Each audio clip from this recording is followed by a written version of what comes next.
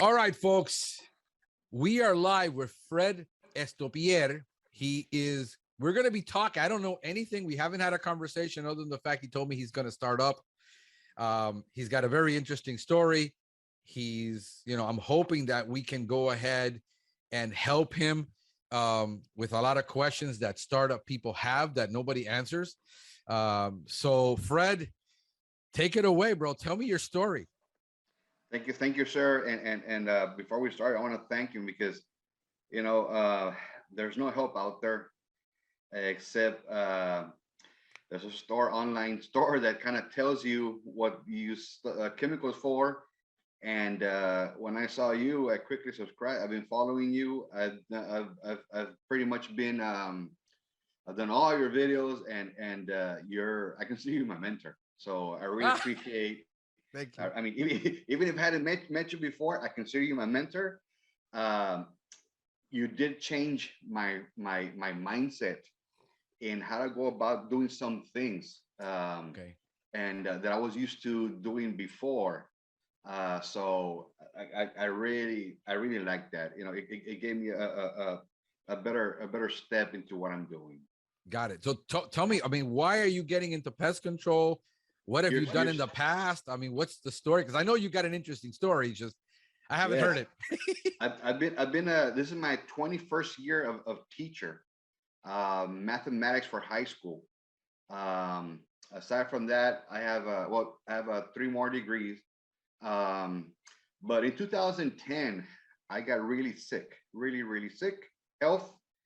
I had a Tacoma, a nice Tacoma that I just bought for myself, and I couldn't drive. I was in Laredo, and my sister was here in San Antonio, and my truck was just sitting there, and my sister's like, "Hey, my car broke down. Can I borrow your truck?" And I said, "Yeah, sure," but somebody stole the tailgate. So I went to a junkyard and took a tailgate from a truck that was a service truck, and it was white with a phone number, and it said pest control. Oh, So I put that, I temporarily put that, and I said I'll fix it later. I just want that tailgate on, and my sister brought it to San Antonio, and everywhere she went, gas stations, stores, people would just walk up to her and say, "Hey, do you have any cards? Do you have any cards? Do you have any cards? Do you have any business cards?" Because they thought she was a pest control lady. oh my Okay. God. Or the truck. Right. Okay. So you know uh, that and she told me, "Fred, everywhere I go, people want business cards." And I'm like, ching, like a little light just went off. I said, "This is something to think about in the future." Because when you become a teacher, I mean, especially a high school teacher, well, I was always in those honor classes and your higher level mathematics in high school. Right. And once you go into the real world of teaching, it's like where all these kids come from with that kind of background and manners and this and that. So every year is like, okay, this will be my last year. This will be my last year, and this will be my last year. So I'm like, I gotta do something else. So it's like, I was like, "Freddie, you need to think about pest control." I said, "You know what? I am." So a couple of years back, let's say, I want to say 3 or 4 years, 4 years, 4 or 5 years, um, I stopped teaching for a certain situation. But before that, I ordered all the study material from the A&M extension service so I can start reading and knowing the laws and all that. But I had never known about pest control. I said I got it because I know how to study and I know how to test and all that. And I started knowing the rules and regulations and studying everything that the manual had, but it made no sense because it was just a textbook, and I never understood. I mean, many of the things that they were talking about, I had no idea what they were talking about. Yeah, I can Right. learn it, but like, what am I do with it? Right. There's no So it's no, application that you could connect. yeah, there's no. I couldn't connect. I could not connect, and I left it alone. And I said, as soon as I get an opportunity, I'm gonna go and sign on with a company to work, get Right. my experience, and my other degree is in biology. So I have a math and a biology. So because of my biology, I could quickly test without experience Right. because I had that education in biology. But I said no, and no, I couldn't do it. So I said, okay, you know what? I better get my feet in there so I can see what's going on. So I applied for this um, worldwide company, very famous, and that I worked there for some time. And I said, oh, now I get it. Oh, now I get it. Oh, this is what they were talking about. Boom, I got it. Right. Okay. I got it. Okay, now I connected things. The good things in Texas, you have to work for 2 years with pest control, and then you start, moving up the ladder with it with their certifications here. But because of my degree, I could start off, and I passed all tests quickly. I got my certifications, and I said, okay, I'm gonna do it this time because each year was okay. I'm gonna wait. I'm gonna wait. I'm gonna wait. Now I'm ready. I'm ready. I've had my rigs for years already. I had my trucks for years because I also have a shared business with a friend of mine, car lot and all that. And it's Okay. for me, it's fun. So I can buy my vehicles anywhere I want. Right. So I had those ready, and then I had my insurance ready. I have my certifications ready. I'll be the certified applicator. Uh, I'm pretty much doing my own website by myself. I said I got to learn how to do it, you Right. know, and I did. I'm pretty much finished with my website. Um, I'm designing. I designed my own logo, and now I'm the point. Okay, I'm almost done. So I'm like, okay, now what? And that's where my questions come in on how to start. Right. The job, I know the job. I learned it. I had experience, and with a lot of you take a little bit from everybody here and there. Right. What you think is right. Um, so now, okay, so how do I go about doing this? How do I go about Right. doing this? How do I go about doing this? Yeah. You Let know, me let me let me let me interrupt you for a second because you're doing something that most of us um in the industry as pest control professionals come from diverse backgrounds. I don't know if you know this, my background is in IT. I studied to be a computer programmer. I worked in IT for a long time. I transitioned IT into sales, and I sold mostly everything in the world over 30 years. And then I decided to get into pest control as a part-time job to help my brother-in-law. That's how I got in.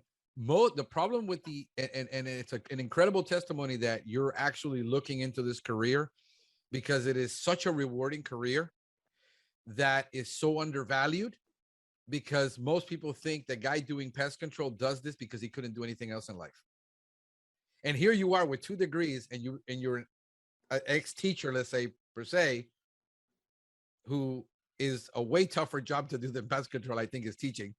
If you can manage kids, you will have no problem managing your customers or your employees. I mean, it's a tough gig. So it is an incredible testimony that this is a very rewarding. I mean, you talk about your biology degree. Biology always fascinated me, although I never had a degree in it. Um, so it's just really encouraging that first of all you found that you were following me because you wanted to learn about pest control, and this is what I've been saying for 8 years that everybody is now talking about, going, we can't find people, we can't get people, nobody's interested in pest control. That's because nobody's been out there talking about it positively for 8 years and promoting this industry to outside of the industry where nobody sees it, where the associations don't give you any information. They're not involved. They're doing their thing legislatively, and that's it. So the fact that you even stumbled across it and the way you did was comical. I mean, I get into pest control because I bought a freaking tailgate. yeah, yeah, I just think that is just hysterical. The way serendipitously people get into this business. This is not unusual. It is funny though the way you came across it, but most people start out this because they were helping a friend or they lost a job and they decided, well, I'll just take this job temporarily, and then they fall it. And then the worst guys that really have it, that really don't make it, are the people that really get to work for sometimes large companies, and then they go from large company to small company, and then the small company doesn't fulfill them because it doesn't have enough money or all the benefits. So people just get discouraged and they fall out unless they start up. And the only option, if you get into pest control and you don't move up in a company, your only option is to start up. You have very limited growth opportunities in pest control as a technician, unless you want to be a service manager. And then, and then you got to decide, do I want to be in management and deal with those nightmares at a large company, which, most of the time people end up drinking and smoking very heavily. So those are the realities. But if you love it, yes, startup is an awesome, because there's plenty of room for all of us. It's not like the market is saturated. There's only the Bureau of Labor Statistics says there's 83,000 technicians in the country. Think about that. That's very little. That's very little when you know very numbers. The industry says there's about 134,000. Compare that to landscapers, which there's 500,000 landscapers in the country.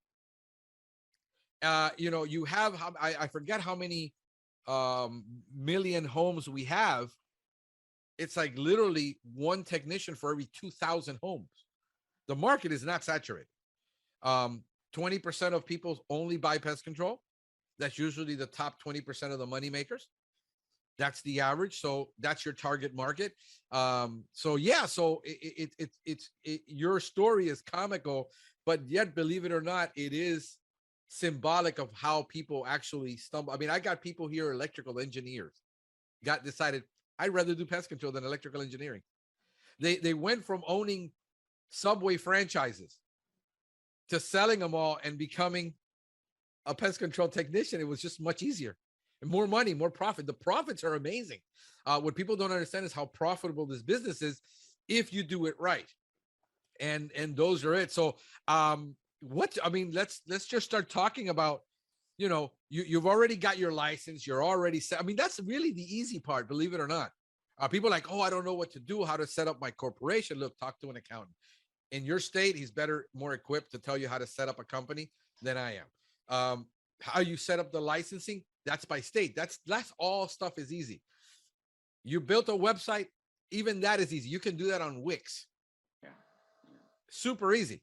The thing is going to be, how do we get customers? Exactly. How do we market? And then if we're going to grow, how the heck do we learn to hire people? And this is where everybody gets stuck, because nobody ever hires anybody in their life. They know the technical part. They know the academics. And if they come from sales and marketing, they do better than the guy who was a technician, because he thinks the technical part is really what's important. And it's not. It's your soft skills, how you can relate to people, not how good of a technician you are. Because if you're crabby, you're going to have a heck of a time getting customers. So I don't know. Fire away. Tell me what you got, brother. The good thing is that I'm at a point where I'm ready. Right. Economically ready. My kids are already grown up. They each do their own thing. I'm a single person, own my own home. So I'm able to just test the waters and see, and I can grow. Okay, and grow little by little, or however you need to take it. The thing is that when I started doing it, man, I loved it. I loved it. The freedom that you have, being by yourself, working by yourself, nobody on your back, except maybe a customer that like go here and do here and do here and do here, right? But other than that, it's like just riding around, a day, in the city and getting down, and you eat whenever you want to eat, you drink whenever you want to drink, you take your break, So number one, I love it. Yeah. And let me talk to that point for a second. I think that's very vital that you just brought that up. But believe it or not, there's a lot of people who cannot function in that environment. They've never been self-managed. A teacher, I guess, mostly is self-managed because you're by yourself with your kids and you have to learn how to do things. Where if you're a worker in an office where the work has been given to you and you don't know how to work independently, you never worked independently, all that freedom actually becomes a stumbling block because you have no idea how to manage it. So you kind of mismanagement and then you get into a lot of trouble. So you as a technician understand that it is lonely work because you're not always engaging with a customer. Like nine times out of 10, I never see my customers. I show up, I do my job on the exterior, I spray their lawns, I do their thing. I have customers that I had for like 10 years that I never met. So it's both a pro and a con. If you are, oh, this is awesome, I'm self-managed, I'm disciplined, I'm going to do my work, nobody has to tell me what to do, I know what I have to do already and I go out and do it, it's great. For a lot of people, they have to be managed, they will never work in this industry. If you have to be managed because you can't be self-disciplined, that people can't trust you to be where you're supposed to be when you're supposed to be there, and you're goofing off, forget it. This job you can hide for with me, you're going to hide for a day. And I'm going to find out you slacked off all day. You didn't do what you were supposed to do, and you're going to be gone. But that is, it is a key point for those that are looking to start up and doing pest control. Am I self-managed and self-disciplined to do what I have to do without being told, and not in the sense of the technical part, because we all have to be trained there, in the sense of, yeah, I know I have to drive from point A to point B. I got to do my reports. I got to be there. I can't be across the street, hanging out, ghosting the account, which is big in our industry. The guys will sit in the truck, write up the ticket, leave it on the door, and never do a darn thing and just leave. And we see it all the time. And you see it all the time with big companies, because you give them 15 to 20 stops a day. There's no way that guy can do it. Unless he gets at 7 a.m. and he's done at 7 o'clock at night, he's not finishing 20 stops. Even if you have route density, he's going to get tired. When 104-degree hits, that truck's going to be idling. That guy's going to be taking the AC brakes. They're going to cheat. That's correct. If you load them. And I think that's where everybody's frustrated, where everybody gets burned out on this job. My guy's 6 to 8 stops max, and on his worst day where he has route density, he's got 12. With that big company, I was scheduled 17, 15. And I'm like, holy, I wouldn't finish. First of all, this Texas is hot. Just like you said, it's hot. You better get your little break, because between 1, 2, and 3, that sun is hitting you. And San Antonio is hot, but where I'm from, Laredo, I mean, it is 9, 10 at night, and it is 99 degrees hot. I mean, it just burns you.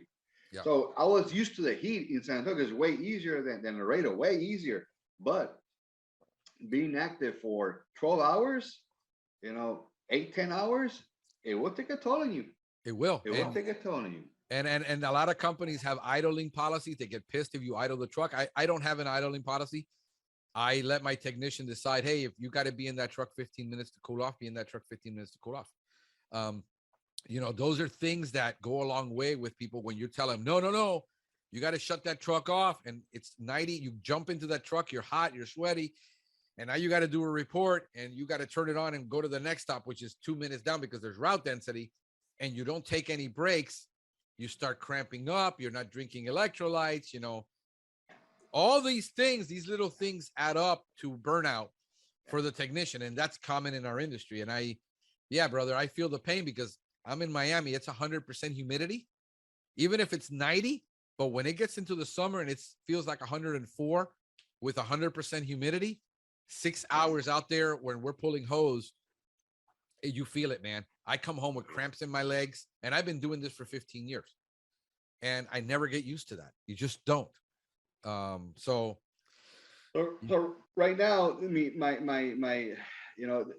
I need to, when I follow you, you one of your statements was, who do you want to target? Your good economical people here with finance that is good, or something small. Okay, I live in the south of San Antonio. It's low economic level status Mhm. people. Um, I would like to. I don't know. I'm thinking about this. That's why there's many things I don't know, and until I start doing them, I'm gonna find out. I would You like said to become you're in what part of San Antonio are you in? south side, the Uh, south, South south. San Antonio. Yeah, being a math teacher, I'm sure this is probably more for the sake of my audience. South San Antonio, I'm sure you've done a demographic study Mhm. in your area. Um, so let me just see here, 80% white.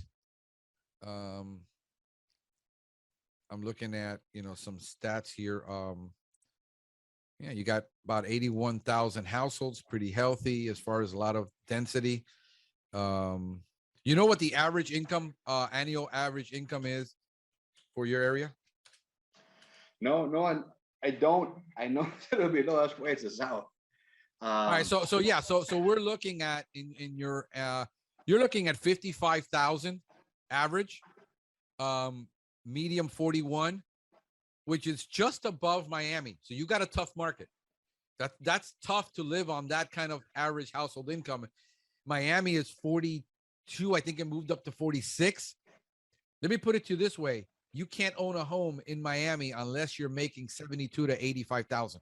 yes, yes, yes. That I So, know. so, so you're going to be in a tough area where you're going to have to really hone in on where your high price neighborhoods are and target those very specifically. And that's where I'm trying to do a strategy to where, okay, you know what? These homes here in my side, which I live here also. So, and I teach here also, the school in the south. Um, but I'm like, wait a minute, your houses are anywhere from, let's say, 700 to 1,200 square feet, 1,300 square feet houses. Very small homes. Very Yeah. small. Yep. What if I make it a little household name brand, affordable, and I'll be in and out, in and out. Hey, and hey, Well, recommend. that's how you have to do it. That's you got to do.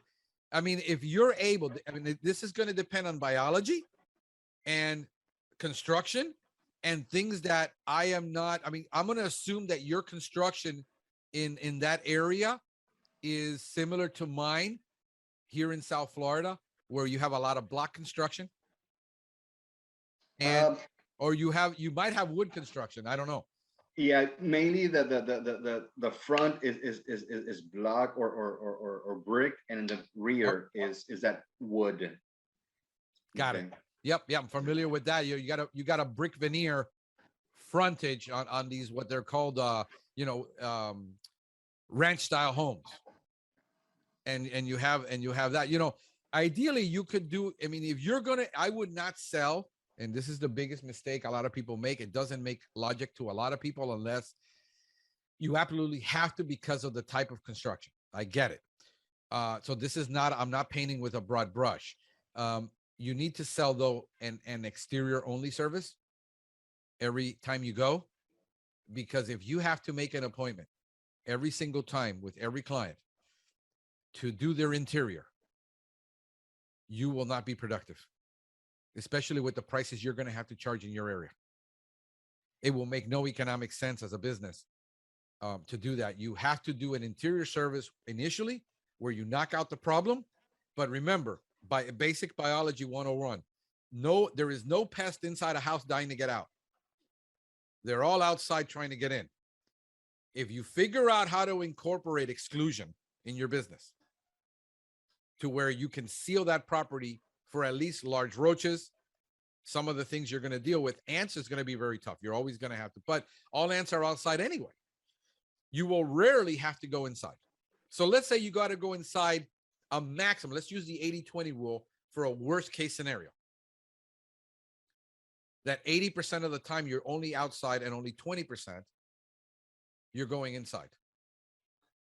Worst case scenario, which shouldn't be. But if you're doing your job right, that's your worst case scenario, and that's acceptable. Let's just say that. I know a lot of guys hearing me are going to say, no, 1%, 6%. In the summer, we're at 12% here in Miami. In the winter, it goes down to like 6%. But understand that we take on every client that every large company has failed at because it is a difficult structure. Crawl space homes, our callbacks are higher because we take on more difficult account that everybody else quit on. So it's kind of like the doctor that takes on, he says, your patients are dying at a higher rate. Yeah, but I'm taking all the high risk brain tumors that every other neurosurgeon has turned down. So yeah, I fail more, but I'm also saving more lives. So when we get these cases, we're no longer bi-monthly. We're no longer quarterly. We don't do quarterly here in South Florida. I don't. We now go to monthly on these clients and said, the only way I can get you what you want. Yeah, but the other companies came bi-monthly and quarterly. I says, yeah, but they all failed. And here's why they failed. Your construction does not allow for this. You got to invest $2,000 to $3,000 in sealing that crawl space doors. You see, so you got to evaluate that construction and say, why are they calling you versus the large company when you're in the sales process? And if you learn to be an investigator, why did they fail? Why aren't you happy? Why? You know, if you read the book by Simon Sinek, Start with Why, you become like that little kid that's always asking, ¿Y por qué? ¿Y por qué? You know, that's what you want to be. Why is this happening? Why is this happening? Because you will find out there's problems that nobody else is dealing with that you're going to own. That's right. That's right. And if you're a monthly client and your market is only going to support $35 a month, and there's markets around, I know guys are going to say, no, that's not. Listen, I got guys in Alabama, they can't charge more than $35 a month. Really? That's the market. And it's a very rural market, and they have to travel 45 minutes to get to the good market. Building route density is so expensive because houses aren't like in Miami or in Houston where they're one on top of the other. They're not. You know, you've got a nice size market to choose from. So again, you got to evaluate all these things that people don't take into consideration, especially when they work for large companies, because the company doesn't care to get it. They're on the 80-20 rule. If these 20% of customers don't work out for us, it doesn't matter. We're a marketing machine. We just replace them. And from what I've seen here, many of the companies, it is a common practice to, if you get service, they do it indoor and outdoor automatically in the same day or in the same appointment. So pretty much the going inside percent is high. Right. So what was your company charging that you used to work for? What were they charging on a regular basis? Was it monthly, bi-monthly, quarterly? What were they charging? It was quarterly. The initial, you know, they started somewhere around 189, 225. And okay, so it's a little bit higher than in South Florida, believe it or not. Exactly. Okay, and so that's pretty decent for a contract. That was a contract. Right. Contract. This is where we got to make the differentiation now that you're going to go as an independent. And are you going to hold those customers to a contract? Is that part of your strategy? No. It's not. No. Okay, so what you're going to end up with, here's going to be your frustration, that you're going to end up with what is known as a one-time customer market. Now I'm going to offer a contract. I'm going to offer if they want, right? I'm going to offer if they want. But on my website, I make it known no contracts needed. Or I forgot how I worded, but yeah, no contract. That's contract. Fine. We're a no contract company. But understand, we're going to charge 2 to 3x more on that initial, because what people are comparing is the initial. Understand the mindset of the customer. This company's 169, 189 initial. Yeah, but that's with a 12-month contract. They're going to make it up. I says, do you want a contract? Okay, if you call them and you got to know your competition, and you got to price them out. It says, if you call them right now, it says, I don't want a contract, I want a one-time price. Their one-time price is this, and you got to know that, because your customer is going to know that you know your business, and he can't mess with you. So if he says, well, their one-time price for a German roach is $680, that's what you're asking me for. Here's my one-time price to do that. And then said, now, if you want a contract, yes, we're more than glad. Are you going to stick to a contract, Mr. Customer? And you know your answer right there when the question already came up that I don't want a contract is the fact that if you go contract and then they cancel, you have to be willing to let them go and not challenge that, because the moment you do, they know to give you a bad review. That's correct. And you're not going to go after them and be a collections agent. No. And say, Nope. you're not going to deal with that. So you might as well be honest with the customer up front and says, if you want a one-time price for me to solve this problem, here is the price to solve the problem. Because I got to come back 1, 2, 3 times to solve this problem for you, and I got to charge you for every one of those visits. They are making their money on the long term with you.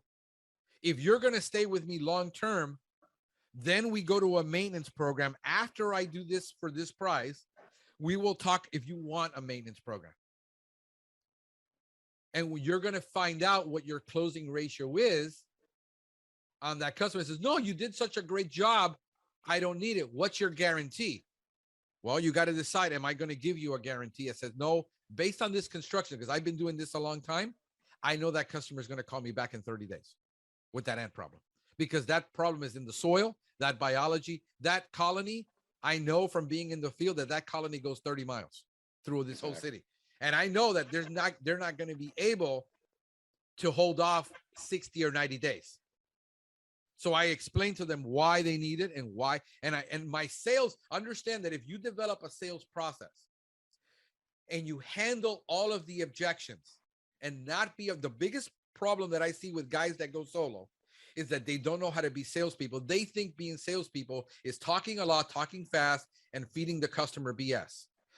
My job as a salesman is to be a detective. Find out why the customer feels this way. Why is the customer making this decision? Why has the other companies fail? And I have to be a psychologist, and I have to be a counselor, and I have to be a construction expert and a biology expert and know what it is that I'm going to quote, because I know what that problem is going to be. If I was in growth mode and I had salespeople that feed, I'm going to be a machine and I could care less what the numbers are. I'm going to go with the 80-20 rule. You can't go with the 80-20 rule, because 80% of the time you're going to end up with these customers that is the 20% they lost. That's correct. You're owning their problem that everybody failed at. This is where we as small people, this is what we end up. We listen, we get the scraps that fall from the table. Unfortunately, we charge a premium for those scraps. Yeah. You know, it's kind of like Texas barbecue when nobody cared about brisket because brisket was a dry piece of meat. Okay, go buy brisket now per pound on a barbecue place like Franklin Barbecue and see if it doesn't cost you $30 a pound for scraps that nobody wanted. We get the scraps, but we got to charge a premium because we're inheriting a lot of problems. And so what I would say is, are you going to be, and you mentioned that you're in a good financial position. Are you going to be starting this part-time and still be teaching, or are you going to quit your teaching career and go into this full-time? Quit teaching my teaching career. So you're financially set that you can sustain yourself for 6 months to a year. No problem. Because that's important, because if let me ask you a question. Have you ever had any experience in sales? Oh, yes, sir. Definitely. Okay. So you do have, okay. That's important because, you know, I don't know. What did you sell before? I worked at 7 retail stores. I've been working since I was since I was very little, at a very young age, 5 and 6 years old. Because my grandfather used to have a landscaping business. He would plant grass. So, you know, there we go with my grandpa, 5, 6 in the morning, getting that, all that ready. Um, then as a college kid, I sustained myself working at a shoe store for women. That was crazy. Oh my God, that was Man, you've crazy. had some serious experiences. That's That was hard. crazy. I worked at retail stores selling jeans, you know, fashion stores. Um, I worked at I've worked at eye masters. I was a lab technician and the eyewear specialist selling to the customer their eyewear. So I've So let me tell you something. That's you've got some very valuable experience that most people will underestimate. But the fact that you can sell to women and you're relatable to women is going to be more important to you than anything else, because most people think they're going to be selling to men. What I find is that most of the time I dealt with women. and guess my truck I bought me at Tacoma, the one that I'm gonna use. It's a great color, but I'm like, and just the point that you said right now, it's women. They're the ones in the house saying, "Hey, I don't want these bugs here, honey." It's the women. Yeah. Yeah. Guess Women. what? Guess what color is gonna be my logo? A pink or a melon color. Melon color. A melon made so Yeah, I mean, something. I mean, when I originally started hiring, I really wanted to hire women more because they can relate more in the home. They're more emotionally um, intelligent than men. Men tend to focus on the technical part. Bedside manners of technicians aren't great. Um, this is vitally important, and I think you got a great thing where if you've had that experience, um, I people would laugh like, man, my wife would be like, all these women are calling you all the time. I says, yeah, I deal 99% with women. They're the ones that are in the home. Even when I go to the home and the woman isn't there, the cleaning lady's there. I still got to relate to her because she's responsible for that home, letting me in and making sure that, so I have to comfort her, making sure that, she's going to be able to communicate to the homeowner. So the communication skills is probably the soft skills which you seem to have. I mean, as a teacher, as an instructor, as a communicator, those are so valuable that people don't have to be able to educate the customer on what it is to expect. So yeah, that's going to be your key if you're going to go with no contract, which is the same. It's on our website. It's funny because the reason we got in contact is because you were pricing me out and you went on my site and you filled out my form. And then you said, hey, you don't have your prices on your form. I said, depending on what's happening in my market at the time, I will take it up and put it down and I will test because it's been so volatile with COVID and everything. And we lost our ranking because I had to move. I'm in my new office. This is my garage now. It's converted garage where it's my office, it's storage, it's my library. And I had to move the company with my GMB location. I took a massive hit on my Google My Business. And then when we tried to put in the new address for the last 2 months, Google's been knocking my address down saying no, even though they sent me the card and I validated it to that address. It's been a mission. I hired a new SEO company. He's been working on it. Says, bro, I can't get it done. They keep knocking the address down. So what I like to do is if my sales numbers are high and I can't manage them, I will put my prices up, and that automatically eliminates a lot of those calls because I'm not able to handle them. But when their sales are low and I need to get more sales, I got to become more personable. So it's a juggling act. This idea that these guys think, oh no, you do it this way and this way is gonna, yeah, wait until you're getting 20 calls a day. You lost your technician, you're on a route, and you got to start and you got to finish by 1:45 like me because I got to pick up my son at school.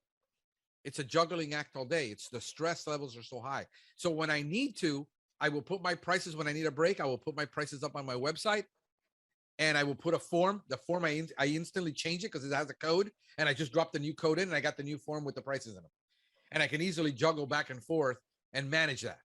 Yes, and that's where I'm gonna test my market. I'm gonna test my market in a sense on the pricing. where because I'm able to sustain myself and I'll be okay for some time. Right. I would like to become an economical household name for the people in the South that usually don't get pest control, but like Omar, the neighbors, and they say, "Hey, this guy, look, call him. He's giving you a real good price for a one-time thing." I'm gonna give you the experience on that from personal experience, and I'll give you Okay. the pros and cons. Mhm. Are you gonna plan? Is your plan to grow and have multiple technicians? Yes. Okay. If you're going to do that, you're gonna have to distinguish yourself between the company and yourself.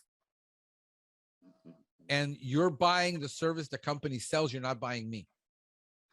If you pigeonhole yourself into, oh, Omar is great, this guy is great, I'm going to do this with him. And then the moment you hire a technician, oh, no, I don't want him. I only want you.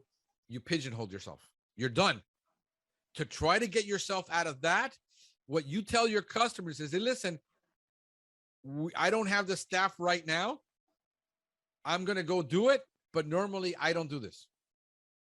I'm growing and, because you got to set that up to your image on your website is that they're not buying you. Don't brand yourself. Correct. Brand the company because you'll pigeonhole yourself. Second thing is you are thinking the way everybody thinks. The problem is your thinking isn't based on 50 years of reality. The people who are going to buy pest control are people who really don't want to do it themselves, either because they're afraid of doing it themselves or it's not worth their time. 80% Orkin has a great study that they put out many years ago, which I still have. And they kept market analysis. They have more market analysis than I'll ever have. And they said for the last 50 years, this was 6-7 years ago. For the last 50 years, here's been the trend. Only 20% of homeowners ever hire a professional pest control company. That's it. You're not going to get the guy that has always done his own pest control. I've been living in this house 14 years and I've never had a pest problem. I just need a one-time service because I can't solve it. I've tried everything to solve it. He gave up already. Or he has a severe German roach infestation. I don't know what the density of apartments are in yours. I'm going to give you an example of demographics that you need to know. I don't know what they are in your area. I know what I study in my area. And I'm going to tell you the combination of just being one county away. I'm in Dade County. I got friends in Broward County, and we analyze their business model, and it's completely different from mine, and we're only 18 miles apart. Miami-Dade County, just to give you an understanding of demographics, 65% Hispanic. 46%, 46,000 a year, average household income. It is a 50% rental market. That includes single-family homes. 30% of my business is German roach service to single-unit apartments that either the landlord won't handle it because he's going to pay a guy $25 to spray it, and he's tired of it, and he says, I can't live like this. He won't pay for it. I'm going to end up paying for it, but it's $469 to have you do it and solve it, and then put them on a quarterly or bi-monthly program. 30% of my business is German roach service to single-unit condos because we have a huge condo market, which is also rental, and single-family homes that are rentals. That's my German roach business. Now, that's unique to me. When I talk to my buddy in Broward, he says, bro, I barely do German roach apartments. I don't get calls for that. Right. Why? He's 35% Hispanic with a 35% rental market, and his average household income in Broward County is $72,000. That's almost double of what it is in Miami-Dade. So this is why it's so hard for us to do what we do in Miami-Dade. When people told me, you're crazy doing eco-friendly pest control, you'll never be able to sell it. I said, no, but I know how to sell Bentleys and Rolexes to people that want to buy Bentleys and Rolexes. So I only sell to high-end clients, but I have the finesse to deal with those clients, convince them. Plus, they're the ones already eating vegan. They're the ones already doing yoga. They're already bought into this holistic mentality. That's my customer, but it's a 1%. I sell to the highest and richest. When I talk to that lady, she's always in yoga pants. She's got a maid. She drives, you know, a $168,000 Mercedes, and this is what she wants. You see, so there's a different, you got to understand the demographics.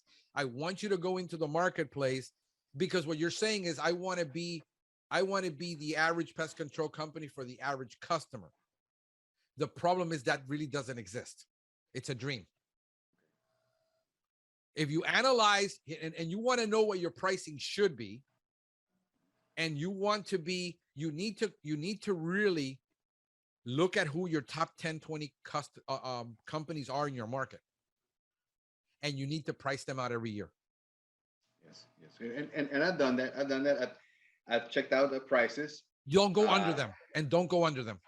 Don't go under them. You will cut your own throat, because think about this. Your costs are going to be higher. Remember, when that large company buys in health insurance, they buy it for thousands of employees. They have leverage. They have leverage on their product. They have leverage on their maintenance. They have leverage on everything. You have no leverage. Your price on the product is going to be what it is. Your price on the insurance is going to be what it is. Your price on gas is going to be what it is. You have no leverage to marginalize 5, 6, 7, 8% here and there. It's not even worth your time because you're so busy. If you go, you got to charge at least what the average in the market is. And if you build a super premium brand, which is what I recommend everybody do, not try to be the average Joe. You will fail as the average Joe. You will come back to me in a year and said, I did it. I did exactly what you told me not to do. And now I can't grow because I don't have enough revenue and profit to hire a technician.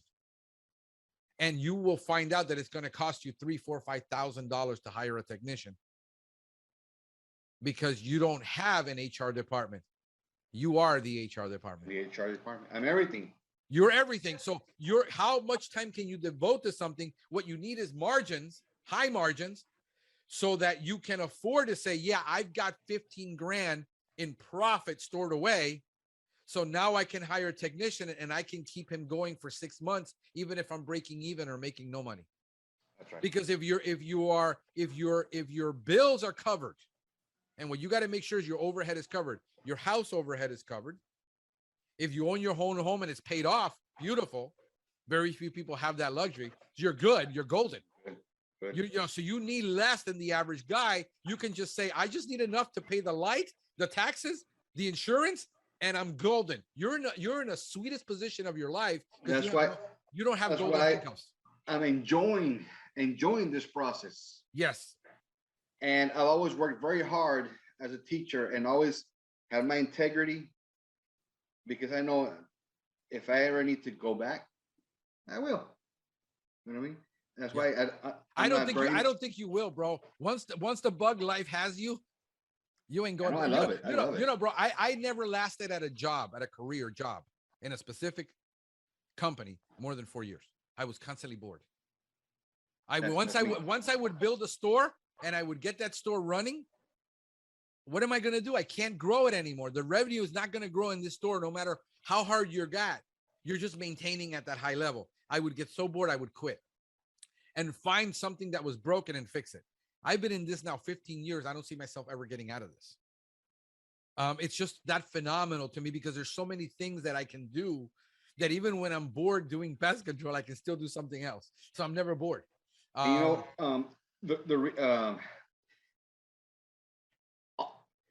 of this experience, when my truck had that tailgate, right? Believe it or not, Frank, it was, to me, I believe largely in God. I'm not a fanatic. But everything has fell into place for me, especially this. It is an opportunity to me to enjoy this, to start a business. Right. And it started like that by a tailgate. Okay. But things play into each other. And now I'm enjoying this because I can really say, oh man, you know what? Let me go work for a insurance, agent or program or this and that. And I don't want to be behind the desk anymore. Right. I don't want to be in the room. Okay. Right.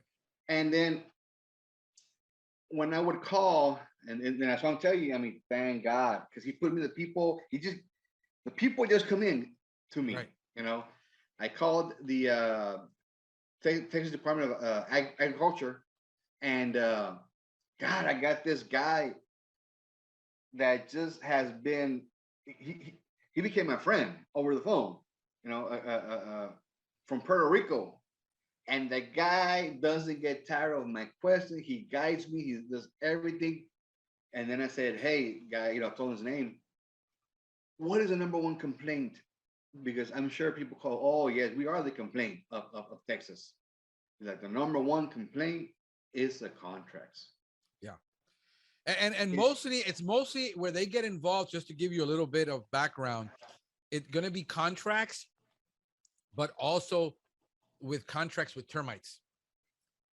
Because by the time when somebody gets to the point where they call the government to complain, is because there's a serious atrocity. In other words, the pest control company did a termite job. Now they have tens of thousands of dollars worth of repair that they're not stepping up to the plate to take responsibility. They're saying, no, it's pre-existing and we're not responsible for it. And that's when the customer gets so frustrated. By the way, I'm going to still recommend, remember, and I want to clear this up since we got into contract, no contract, because I have this question all the time where people tell me, well, how do you do business without a contract? And I said, no, you don't understand. We don't have a long-term contract. There's no binding, like you can cancel for any reason, 30 days notice. If a customer calls me today and says, Frank, I want to cancel, don't come do my next service, and it's 5 days out, I'll still cancel it. I have no problems with that. We have a contract that has terms, conditions, exclusions, and limitations, and it covers our butt in a court.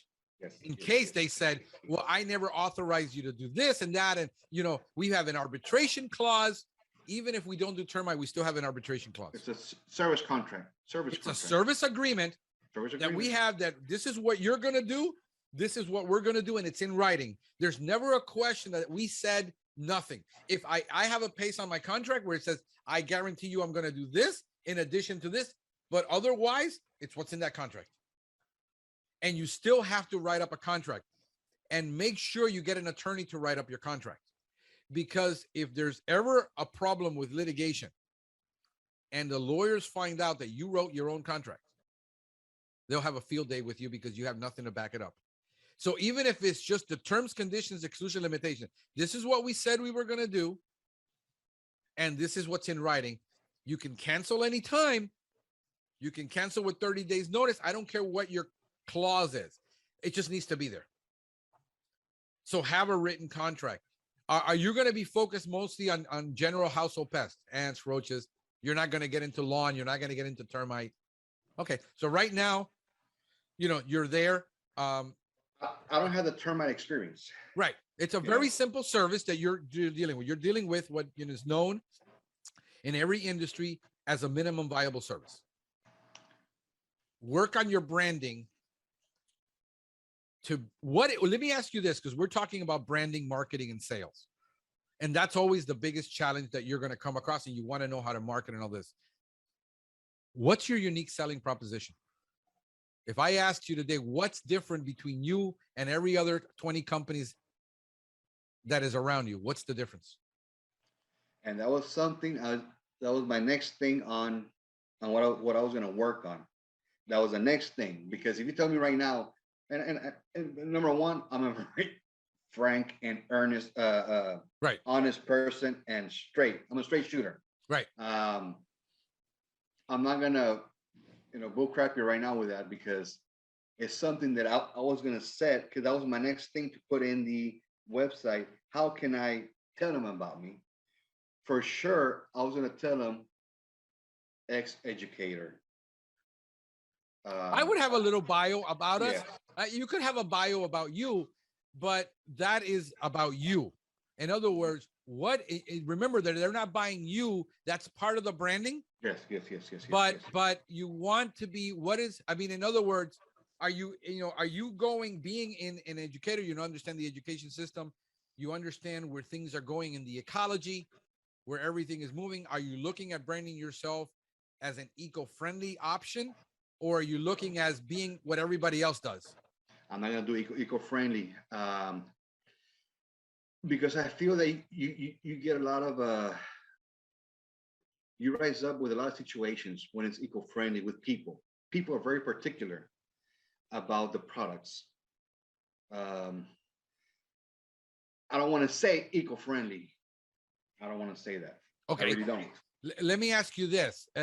Texas, by the way, I want to give a big shout out to the guys at Texas A&M. I think they're probably the second best entomology department in the country. I know California will disagree. They disagree with everything.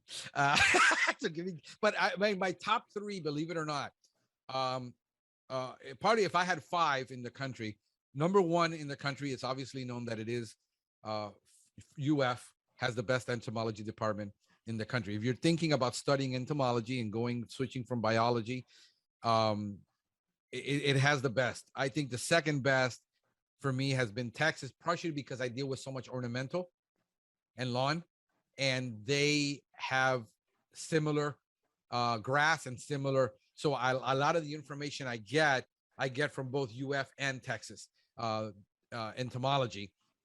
And then I would say California for me is number three with UC and UC Berkeley and a lot of the entomology over there.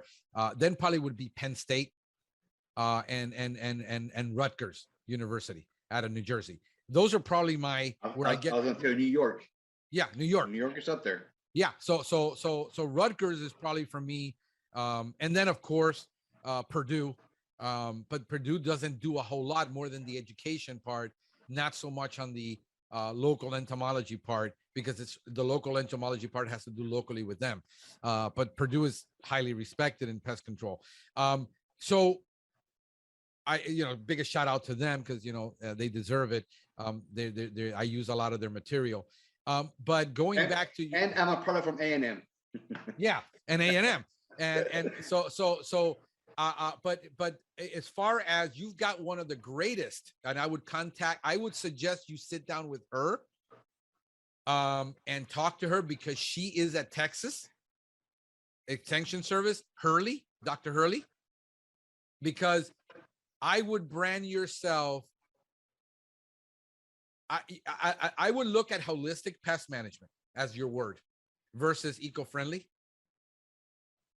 because that's where you're looking at it from a holistic perspective. You're looking at the construction, you're treating the person, you're dealing with the pest problem from a biological perspective, not a chemical perspective. And branding yourself as a holistic company, and why we are holistic, because when she explains IPM, and I've had her on the show, and I think you should, I don't know if you heard that interview with her. No, I haven't.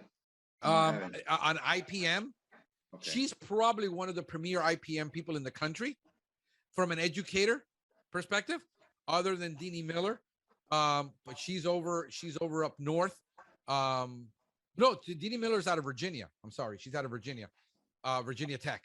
But from a person who's a liaison between the universities, the public, and the pest control people, her name is oh my God, she's got an Italian last name, and I just lost it. I'll find it for you. I'll post it. I would literally call her and have a serious conversation, because what I do is I take, as a marketer, you got to think as a marketer now. Switch your hat from sales, from technical, and go into marketing mindset. How do I take what an educator says, what the state says from compliance, and turn that into a marketing message? We're spin doctors. That's what we are as marketers. It sounds nasty, but that's what we have to do. We have to take something that is unintelligible from government, which government complicates everything, and turn it into something that people can understand and simplify it. And I would take the position that if you say, I sell pest control the same as everybody else, then the only differentiator between you is going to be you personally, which you don't want, because now you pigeonholed yourself, and your unique selling proposition, or the price. Now you have to be lower priced than everybody else. Because what do you sell? If pest control is a commodity, what's your differentiating factor? You have to have one that you can articulate very easily to the client in your marketing message. That is the most difficult part to do, because some people who come from marketing intuitively get that, like Obex Pest Control, which I've had him on the show. He's a sales guy and a marketer. He translates that very easily into a very simple marketing message, because that's what he does. I mean, I got Cubano Villa Clara, which is on right now listening to me. This guy owns a very successful company in California, several $1 million worth of pest control a year. He knows what he's doing. Good. But he's a salesman, and he taught me a lot of things about marketing that I needed to change, because I'm a salesman. I'm not a marketer. I had to learn to be a marketer, because I'm a consultative salesperson, because I've always been in a consultative sales position. I was a senior account representative. I was a regional sales manager. I've never been in and I wasn't in the trenches for many years selling individual services to people. I was selling large contracts, business to business, different mentality. So there's a lot of things that we need to learn and unlearn, especially when you're online and you're in the solo groups. If you want to be a solo forever, then listen to them on how to stay solo forever. But if you want to grow, you got to set your foundation from the beginning. Frank, that was awesome what you said, a holistic approach. That was awesome. That's a great, you brought everything together. Right. Do you have a lot of complaints where people say, or with the word eco-friendly? Do you have a lot of situations? Here's why. When I started out, and I don't know if you've heard my story, for those of you that haven't, I started out in a traditional company mixing 5 products into a tank and spraying everybody down. Most of those products were organophosphates. They were actually, some of them were illegal because they were AG products being sprayed all over the place. So I was mixing a fungicide and 2 insecticides and 2 organophosphates, a 20/20 fertilizer, and a surfactant, and we were mixing that in the tank and we were spraying everybody with that. And the guy told me, I don't know, I'm getting out of the pest control business. I can never make money. He was charging $35 a yard. I went in and I said, bro, I didn't know anything about it, but I know how to be a salesman. The guy was a salesman too, by the way. He was good at it. He just couldn't figure out how to do pest control differently. I said, I don't even want to be around these products. So I immediately changed it. I doubled the price on the client. And I said, we're not going to come monthly. We're going to come bi-monthly, because we're upgrading all of our chemicals to all modern chemicals. And I did. We went from buying $35 a gallon product to stuff that was costing $100 to $600 a gallon. But I could use them in less amounts, use less amount of poundage. They were more effective. And then I learned IPM my second year when I listened to Dr. Frischman. And I said, okay, now we're going to change this, and eco-friendly is the way. How do I do it? And I started practicing it for 7 years before my customers even, by the time I got to the end and I rebranded my company, we were 100% almost organic in the landscape, in shrubs, 100% natural. The customer never knew what we did, because the customer pays for a result. The customer didn't pay for chemical. And I learned how to differentiate myself, but I had 7 years to practice it quietly when nobody knew what I was doing. When I decided to rebrand is when I saw that the organic market went from a 4% back when I wanted to do it. I studied markets, and I studied that it was 4% people buying. Well, no, the news was saying 50% of people want organic. Well, the reality is only 4% were buying it. When I saw the diffusion of innovation, and I saw that the market was at about a 13% acceptance of organic products. This is laundry detergent, food, all kinds of chemicals, and people didn't want the chemicals in their home. I said, now it's the time for me to rebrand. And that's when I rebranded to Nature Pest. What I quickly understood is that I was selling to 13% of the market that was buying pest control. I knew my numbers and I knew what I was up against. I wasn't delusional. I knew that in Miami, 20% of people didn't buy pest control, only 10% bought pest control. So I was selling to the 13% of that 10, which comes out to a 1%.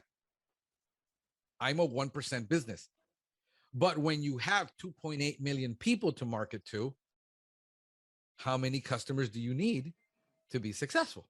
Not very many. When you break it down to the ridiculous, that if I had 300 clients, I was golden at my prices because I sold it for twice as much as everybody else.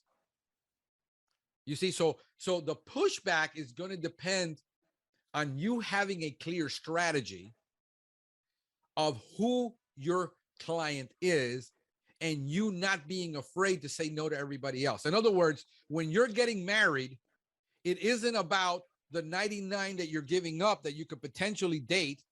You're saying, I want to be married to this one. And I know who I'm being married to and who I want to be with. And I know what I'm looking for in a woman, and everything else doesn't matter. But you have to have a strong conviction. I had a strong conviction about eco-friendly and natural and organic because it outperformed everybody else. Because I did it based on biology, not based on spraying juice. I knew what it would work on because I had 7 years to test. And I knew where I failed every single time and I couldn't do it.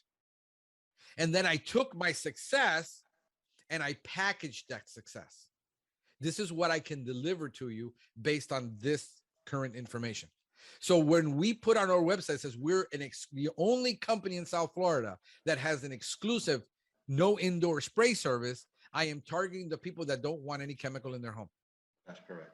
And my marketing, by doing 7 years of social media, 7 years of videos, 7 years of SEO, where I rank in markets right now that I'm not even in.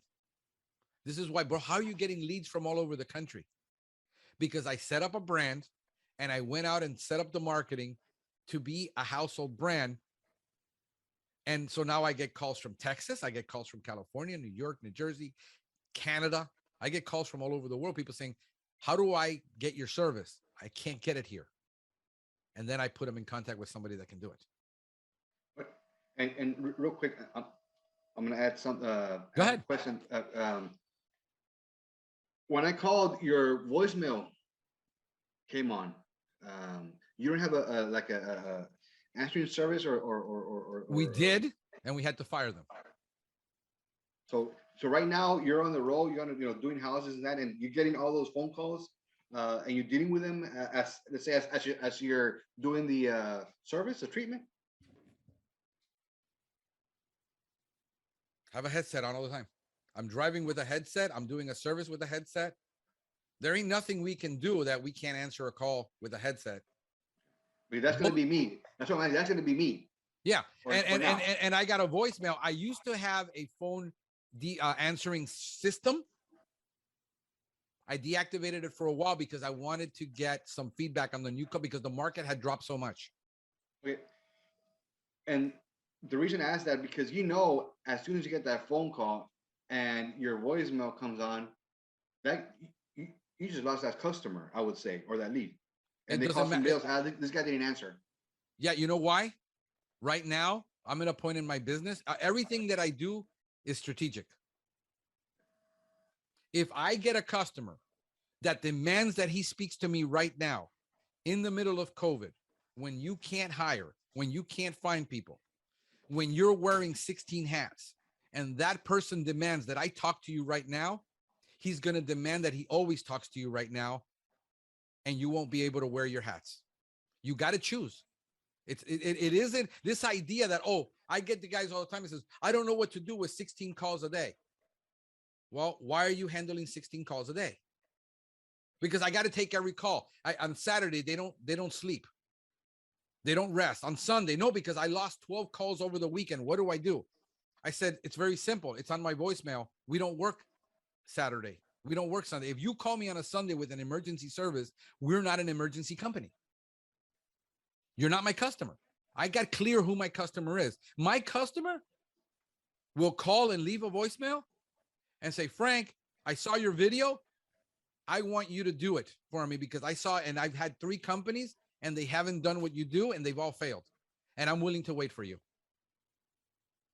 right now. So understand that you can't be all things to all people. When that lady calls who decides she wants somebody right now, I have people calling me at 2 a.m. I need you to answer your phone right now. Says, dude, we're not a 24-hour company. I got people tell me I would have hung up on you. Exactly. You're not my customer. I got so many calls that, and I got my numbers, and I know they've already seen my videos. They've been on my website. They read my information. They've seen my pricing. If right now, if you don't fill out an application online like you did, I will usually get an instant response that says, hey, I got your quote and I'm working on it and I'll get back to you. The minute I'm done doing what I'm doing, I'm looking at it and I'm texting that quote. And how long did it take? I texted you back and I said, hey, I'm sorry, but I don't service your area. That's right. That's simple. Right. I don't need to waste my time. No, if you're in a little town, in a sleepy town where everybody still has a phone on the wall that includes a dialer and he's 85 years old and he doesn't know how to use text, yes, I get it. But we're in Miami. This is a 24-hour town and everybody wants it yesterday. And then you call them and you give them the price and they're like, okay, let me talk to my husband. And a week later, you still don't hear back from them because they're price shopping. Because here's the problem. I know my market. I know that 80% of the time I'm going to quote a price, I'm not going to get the sale. Because she's in an apartment and she's thinking she's going to get a $65 spray service. Why? Because I do marketing in Spanish and I also do marketing in English and I have Spanish pages. And 80% of my roach business comes from Spanish people living in apartments where they work for a slumlord and they're not going to buy from me anyway. That's right. So when my guy sees my video on how to treat this problem on a disease on a plant, he will call me and says, hey, Frank, I saw your video, bro. I'm dealing with this problem with a plant, bro. I really appreciate if you can call me back. And then I usually will call him right back. But it also filters out for me all the marketing guys because I get 10 marketing calls a day. So every time the phone rings, here's an important thing I had to learn a long time ago. Every time the phone rings, it is urgent, or you got to differentiate between what's important and what's urgent, because you can't do everything. If I'm working on a proposal that's going to take me 30 minutes and that phone is constantly ringing, it's going to take me 2 hours to get that proposal done. I'd rather just ignore the call because but that's people live in a paranoid state. Oh, but that's potential business. Yes. Potential income. Yeah. Potential income. Well, yeah, you can kill yourself and be a paranoid schizophrenic based on potential everything that you've lost. I got to pick and choose. And that's why I like your model where you have the upfront pricing. Who's going to call people that want it already? They're already searched everywhere. By the time they get to, here's the difference. Since people are Googling in English, they are Googling eco-friendly natural company. Okay. They already know what they're buying. Here's the problem. There's only 2 other companies in Miami-Dade that do what I do out of 241 companies. It's simple supply and demand. You want an eco-friendly, here's what they offer. Here's what we offer. They've already done the research. They've already been to my website. They've seen my videos. They're already sold. They're just waiting for me to quote the price, get back to them. When I quote a price on a guy that owns a $1.6 million house, he's not going to price shop. That's correct. Because he's busy. He's making $250 an hour and he doesn't care. He wants somebody to solve it. He doesn't want to price shop. His wife doesn't want the chemical in the home because this is based on hundreds and hundreds and hundreds and hundreds of conversations over the years with people where they keep repeating. If you listen to your client, you will hear the same 10 questions being asked every single time. And you compile a list of the top 10 questions, and this is what everybody asks. And I answer them in my presentation. And I have them included in my presentation when I call them back. Do you know anything about us? Well, yes, I know that you're eco-friendly and your products are natural. And I let them talk. And I said, no, let me explain. It's not 100% natural. Let me educate you on IPM. What we use is the process that is used in organic facilities. You realize you can't use natural products in organic facilities. You use IPM. It's the natural extension of organics. This is what I explain to people. So when they're calling me and says, but so how do you control this? We're the only company in South Florida that has an exclusive indoor zero spray service. We don't have to spray the inside of your house to solve that problem. I have an elevator pitch. So when I'm talking to them, I repeat the same story every single time to everybody, explaining, and then I get into a consultative mode after I let them talk to me for about 5 minutes and tell me all about their problems. They already told me more than I wanted to know. Yeah. And I can now get into my sales pitch, ask them, do you know what we do? Say, well, if it's for lawns, I'm the only company in South Florida that has 100% natural services. 5 for dealing with outdoor pests. Inside the home, we use this because this is what's recommended, because she tells me she has a dog. I said, do you realize that IPM is what the American Veterinary Association recommends? This is on their website. The American Board of Pediatrics is what they recommend is IPM. They don't recommend a spray service. This is why our service exceeds California's, San Francisco for the environment, which is the strictest in the world, probably next to Europe. Our process already exceeds Europe's requirement for IPM. You see, so when I start talking like that and educating the customer, I am not afraid of the marketing bringing in a false sense, because it is my job as a salesman to clarify it. So if you tell them too much and you don't let them call, then you lost everybody. You lost the opportunity. I want the opportunity to get in front of you. So therefore, eco-friendly, natural, and I throw out all my terms. But you look, none of it's on my website. When people go, none of it is deceitful. My first statement is a statement of what we believe and why we do it. It does exceed what is done in hospitals. We treat every home as if it was a hospital surgical room. There's no chemical anywhere on the floor. We use baits all the time. So, but how do you control it with baits? We have a process, and I explain our process. I have a video on that. You saw on my quote page. There's 5 videos on there that explain 5 of our top services. So by the time they fill out that form, they're sold. It's just a matter of the technicality of the price. And usually it's not an issue.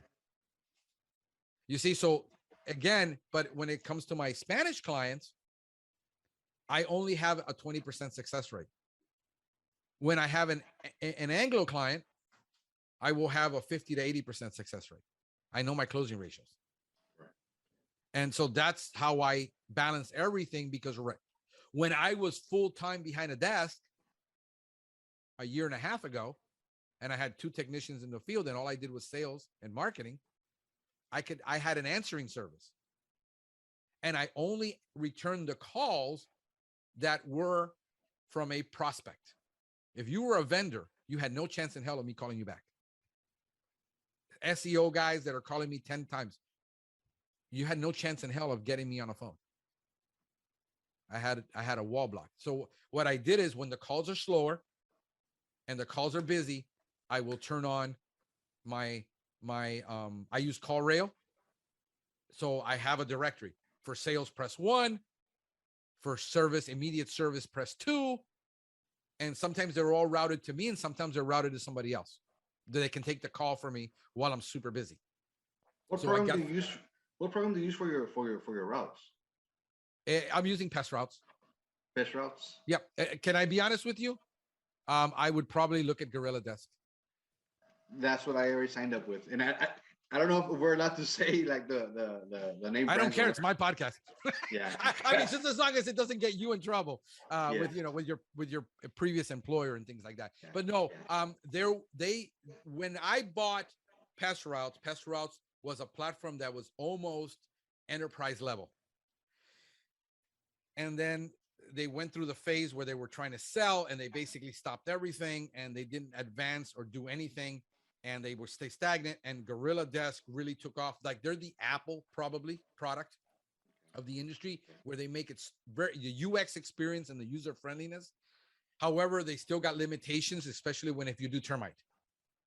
You're going to have to use something like Pest because you have the ability to upload, have the documents right there. They're more in tune with the more technical part, where Gorilla Desk went more with the let's focus on the single user ease of things. Let's be more of an Apple. And they succeeded at it. They were very good at that. And I give them props for that. Those were the main reasons why, because I was already a growing business.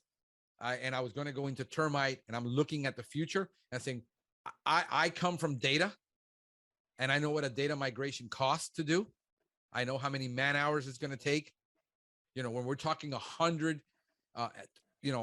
800 man hours to do something, how am I going to manage that when I'm already wearing 4 other hats?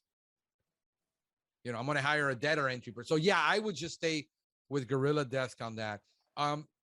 How are you planning to do? Let's talk about your marketing. Let's go back to it, because we touched on a couple of things, but we really didn't do a deep dive. Let's do a deep dive into the marketing, because I think, all the other stuff, the technical stuff, the nuances that you're going to get being in the field, and very quickly. The things you don't know about pest control, you're going to learn very quickly. There's a million places to learn it. You can write in any group and you can get an answer to that. What's going to be your strategy to market right now, other than you're building your website? And let's talk about that too. What platform are you building it on, by the way? Webflow. Okay. I haven't used them. Tell me about them. Oh, it's really good. But I went into Wix and I didn't like it, because you cannot really customize it, and not in the true customization sense of being able to change a real layout and change a lot. They're customizable to drop. They're basically drag and drop for people who don't know how to build websites. And it really doesn't give you that second. With Webflow, you embed, and you can embed until you can go back and forth, and have your own platform in your mind, and you can design it freely in Webflow. Okay. Where in Wix, you cannot really do that free designing. It's there already. Mm-hmm. It's there for you. Mm-hmm. So, and that's what I saw. I didn't like it, and that's why I went to I started searching Webflow, and it's just a designing platform. It took me time to watch all the videos on how to do it, and I was able to get by with basics, but my website's looking okay.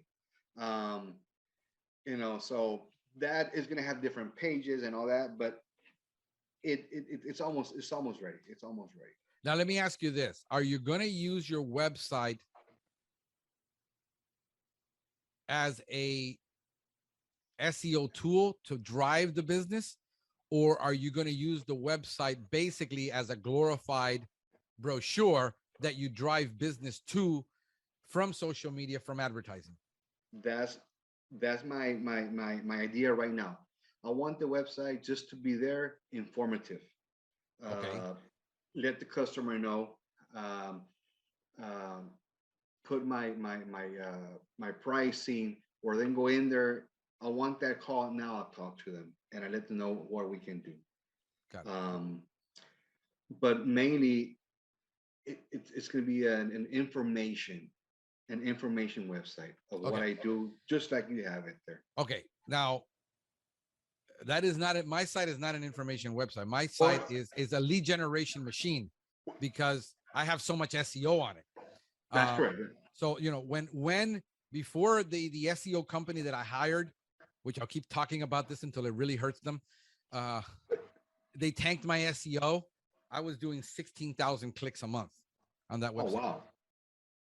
Yeah. Now we're about 9,000.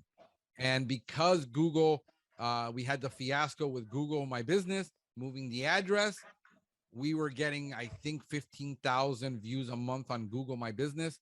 We're probably down to 4,500. So it went down over 50%.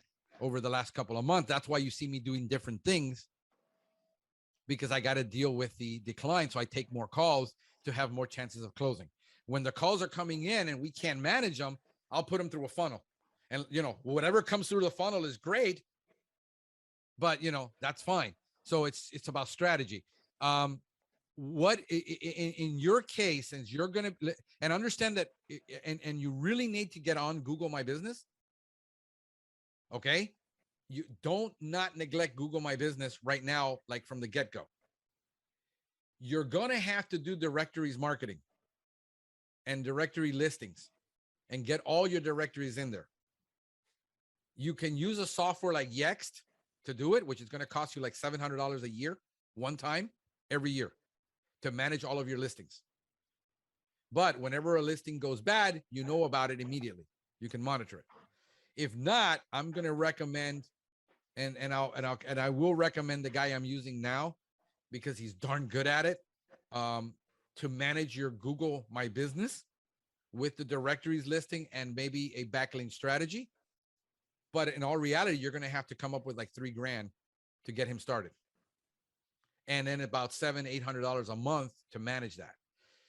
That's the reality, because it is a lot of work, but if you need to get your Google My Business to be number one in the market for 13 miles so that you get the local business, which is where route density is going to come in. Let me tell you, route density is more important than pricing.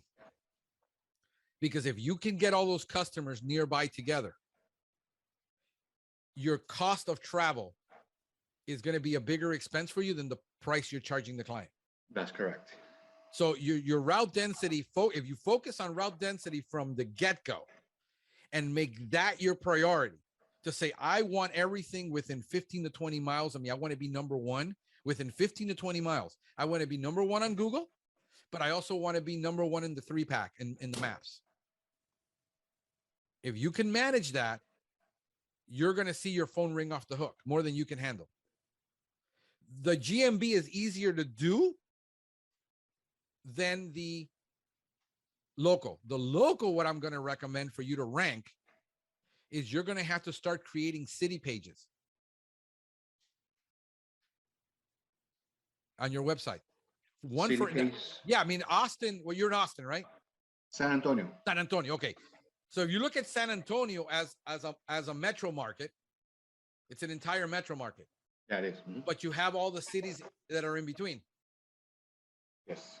So if you got 30 cities around you that you want to target, you got to create one page, one city page that you do business in that city. Probably no less than 1,500 words a page. You're going to have to write a lot about that city. Have a backlink strategy for it going out to the main city halls and the local universities. You're going to have to create what is known as a local, what is known as LSI, latent semantic indexing, and you're going to have to learn on-page SEO. That's going to be your challenge, to learn on-page SEO. I got a couple of podcasts on that it hasn't changed very much, because Google now bots are very, very intuitive. They know what you're writing about. SEO is actually easier, but you have to get good at the copywriting, because you got to convince two people. You got to convince the guy reading it, and you got to convince Google. So you got about 30 pages to write alone on the cities. And that's going to be how you're going to get the traffic.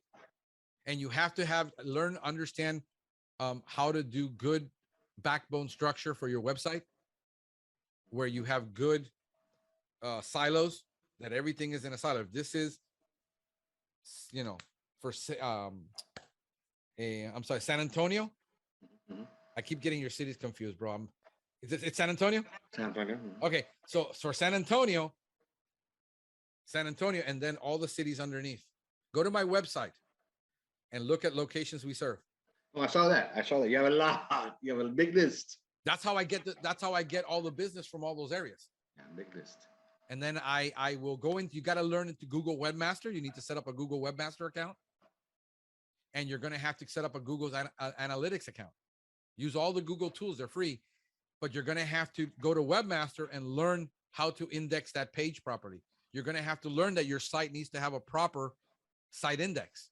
If you don't have a proper site index, if you don't get these things right, you're never going to rank. You're going to have a glorified business card. So if you're not prepared to spend the next 20 hours a week learning SEO for on-page website SEO, the basics, and then start doing it over the next 90 days, then you're probably going to have to hire an SEO company. The problem is, here's how I would find an SEO company. Don't go in the groups and ask what they're using. Get out of that. Go to a local air conditioning business. Go and see who's ranking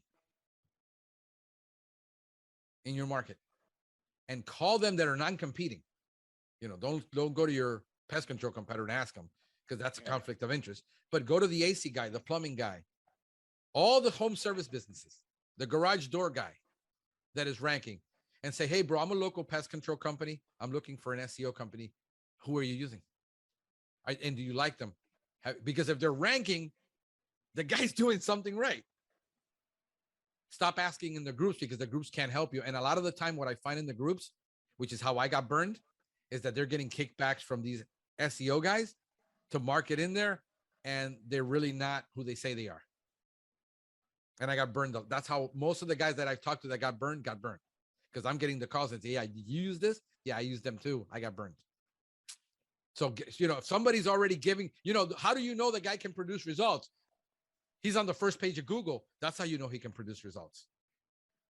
But if you think you're going to get it done for $100 a month, we're talking $3,000 to $5,000 investment up front, and, $600 to $1,500 a month to do that.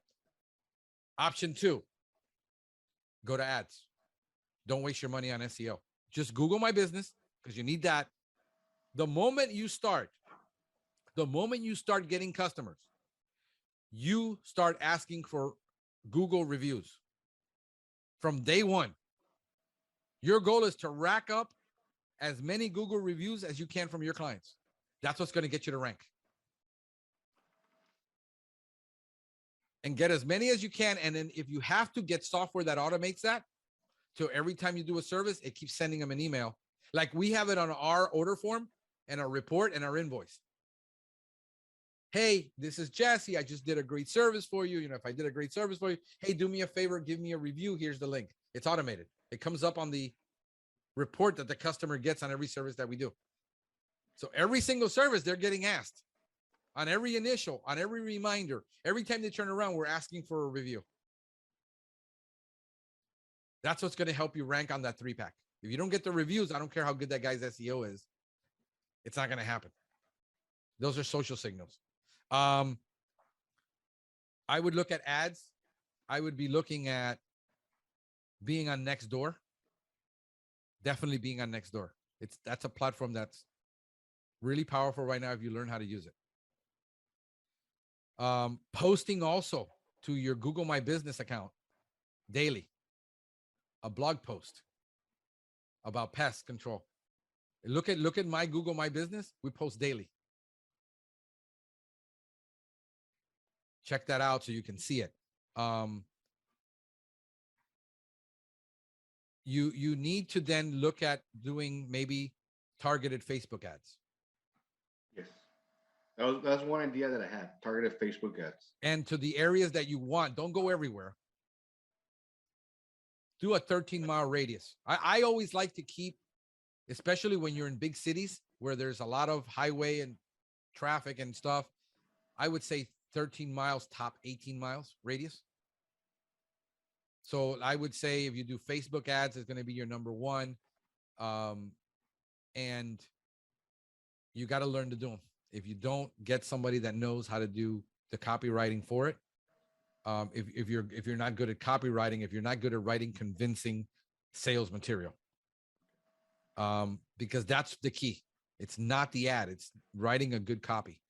I struggle with it, and I hire some people to do it, and then I'll run the ads myself. I'll manage the ads. I'll do the ad management. I can keep a track on the dollars. Look at Nextdoor advertising. because next door advertising is really good. Remember, here is what I tell people. What works for one guy in one market will not work in another market. So you do all of it. You perfect it. You do A/B split testing. That's where your money's going to be spent. Your first 60 to 90 days is testing, because you don't know what's going to work. You just got to have a budget for testing, knowing you're going to lose. And you go in with that perspective saying, I'm going to lose, not by the marketing guy. Oh, we're going to do great. Within 30 days, you're going to see this baloney. They're going to have to test because they don't know. So you go in with that mentality, you're safe. So yeah, definitely Nextdoor, Facebook, and depending on your competition, you could do some Google AdWords. And what you can target is low price AdWords that nobody's targeting. Words that only cost you $5 a click that other people aren't targeting. You won't get a lot of traffic, but you will get the calls. It's your job to sell them. Remember, the marketing doesn't convert people. It's the salesman's job to convert. You're trying different things. But if you do a strategy where you can get a group of keywords that produce 20 clicks a month and you convert 50%, that's 10 sales a month on low price keywords that nobody's targeting. Remember, all the guys in the big markets are going for the big keywords because they can afford to buy them at $25 a click. They're ignoring underpriced markets that but people are still searching for those keywords. I was going to ask you something earlier, but I kind of waited and to see what you think about. In my website, I put will be competitor's price. Is that something you would be okay with? I wouldn't. It's irrelevant. What you got to convince the customer of in the conversation is that you know your market. Okay. So when the customer says, "Oh, are you comparing prices right now? Who is your previous company? Oh yeah, I know their price. Here's their price." Now they know you know. I said, if you're going to compare prices, we're probably, and here's what I would say, we're probably going to be the most expensive. You can't be afraid of being the most expensive. Here is a psychological fact about pricing. When the customer cannot see the quality, pest control is intangible. You can't touch it. It isn't like a Louis Vuitton purse. When they cannot see the differentiating factors, they're going to default to price as thinking that the quality is higher because the price is higher. What does the average technician do? They think counterintuitive. This is counterintuitive. They think, oh, I have to be lower in order to get more sales because I can't be a high quality company. Understand that the psychological effect is, you got to let that play out in the customer's mind. And then what you do is you come in with a USP. Here's why we're different. Figure out what everybody else is saying and say something different. The fact that you got pink, you're already different. The fact that you understand women, the fact that you've been an educator, come across as the consultative sales guy instead of the sleazy sales guy. Yeah, because many of the websites that you see, they'll say, honest. We're honest. Everybody's honest. Everybody's honest. Everybody's honest. You better be honest if you come to my house. Yeah. No. Look, there's nobody saying, "Oh, we're deceptive. We're just going to have deceptive practices." That's right. but you need a USP that, in other words, figure out in a paragraph, in a sentence, what is your unique selling proposition that you bring to the client. The fact that your colors, the fact that you're conscientious about their home, sell what's important to your target client. Now, you haven't done any marketing research to see how many calls are coming in are women and how common are men. Most of the time, if it's a general, listen to this. If it's a general household pest problem, it's going to be a woman.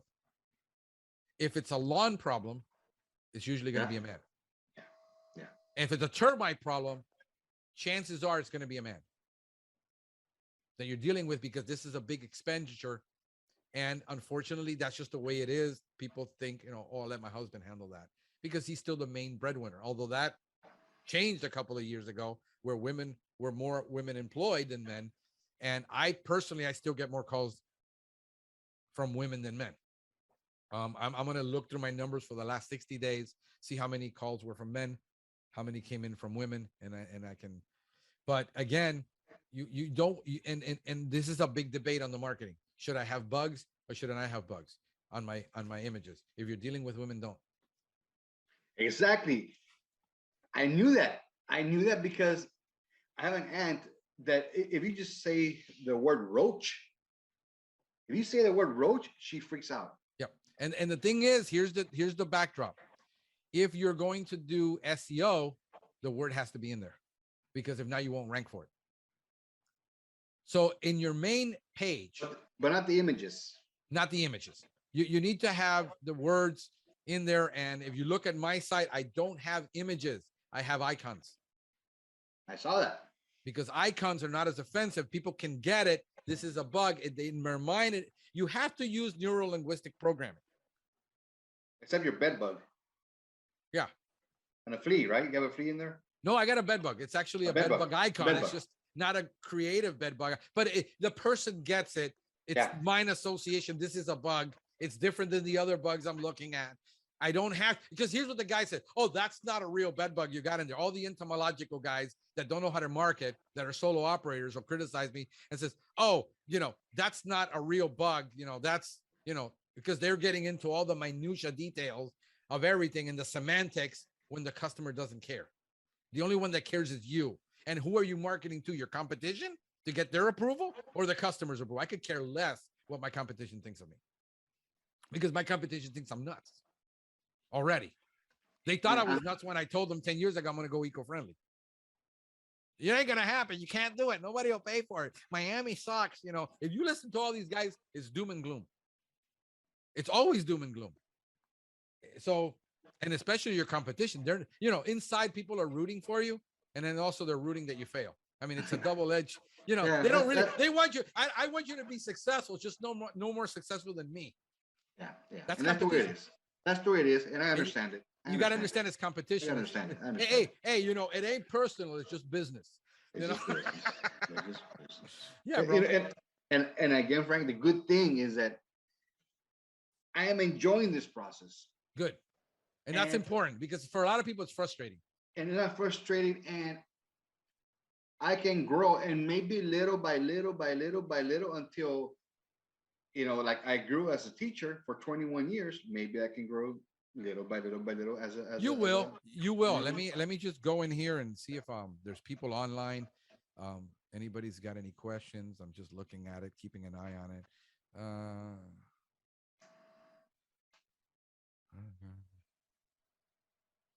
Did you have viewers Facebook? Yeah, we had like 9, and then we had 13 comments. Yeah, so we don't. Hey, look, I found out that I would follow people that have 200,000 followers on Facebook or whatever, and then when you look at their live sessions, there's maybe less than 1% of people on there. I was looking at the other day at the White House. They only have 1.5 million subscribers. The White House does, and they only had 243 people online when they were doing a live. I mean, we're 3 billion people in the country. I don't know what the number is. So live following is very for hardcore people usually that follow me. So very few people are actually going to, in the middle of the day, interrupt their day to listen to a live when they know I'll record it and then I'll put it on later, and then I'll have 250 views on it. But the engagement is nice for those that want it. I learned you give it to people the way they want it, not the way you prefer it. As mostly for my marketing, the business model for how we service, we're exclusively we're, by all intents and purposes, we are an exclusive exterior pest control company. Because if we manage all your pests outside, you rarely will have a problem inside. And that's just basic biology. this idea, and is it hard? The question I get, is it hard to convince people of that? Not when you have done your branding and your marketing correctly. Nobody goes to McDonald's saying, "Oh, I wish I had a Chick-fil-A sandwich." They don't.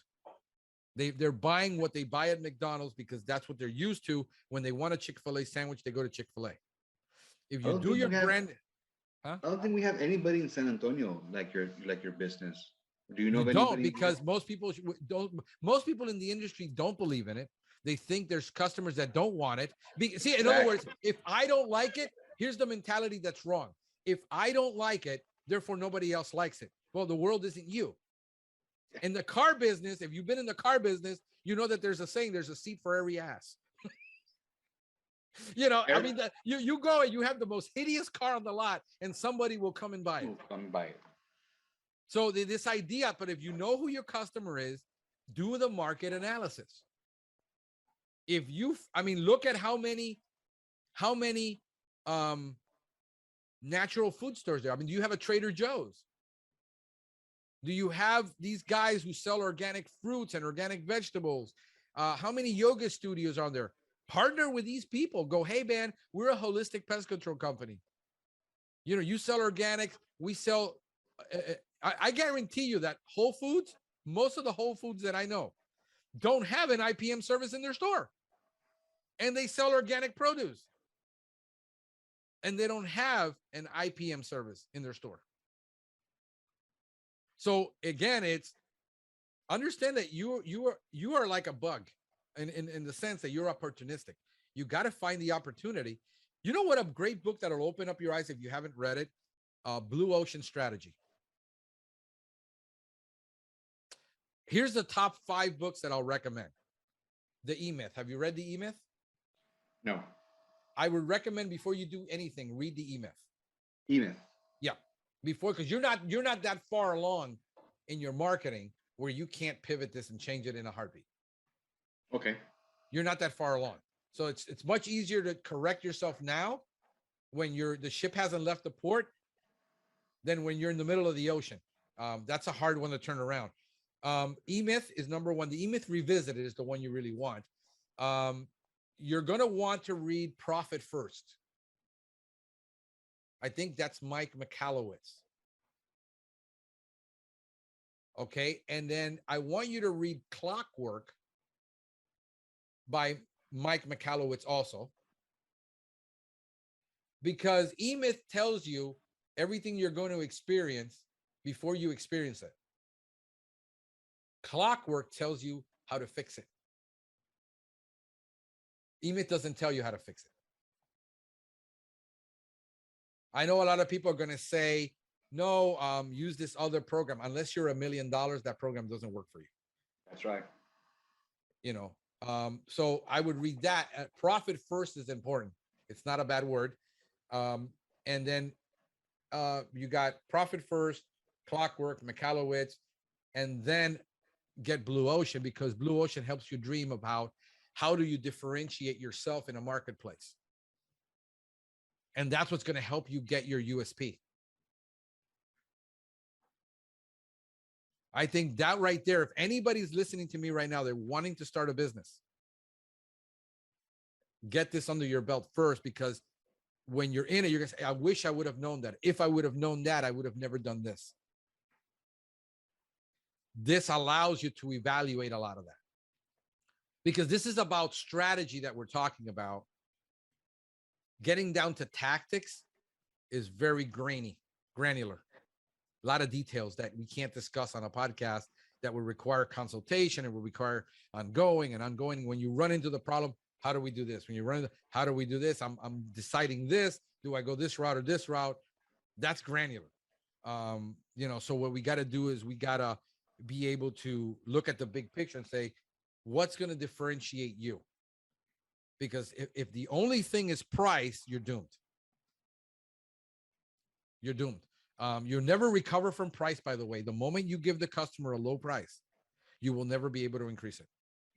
Yeah. You're done. You lose them. I would rather you start high and tell the customer, okay, Mr. Customer, you don't want to pay this price. I have option B for you and option C, like the dealer does. That's right.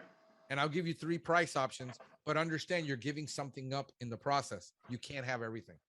In other words, you can't say to your boss, I want dental, I want vision, I want medical, and I want everything covered. I want 0 out of pocket, no deductible, and I don't want to pay a copayment. That's going to cost a fortune when you want that kind of service. This is kind of what we offer, but we sell a super premium service, and then we can bring it down.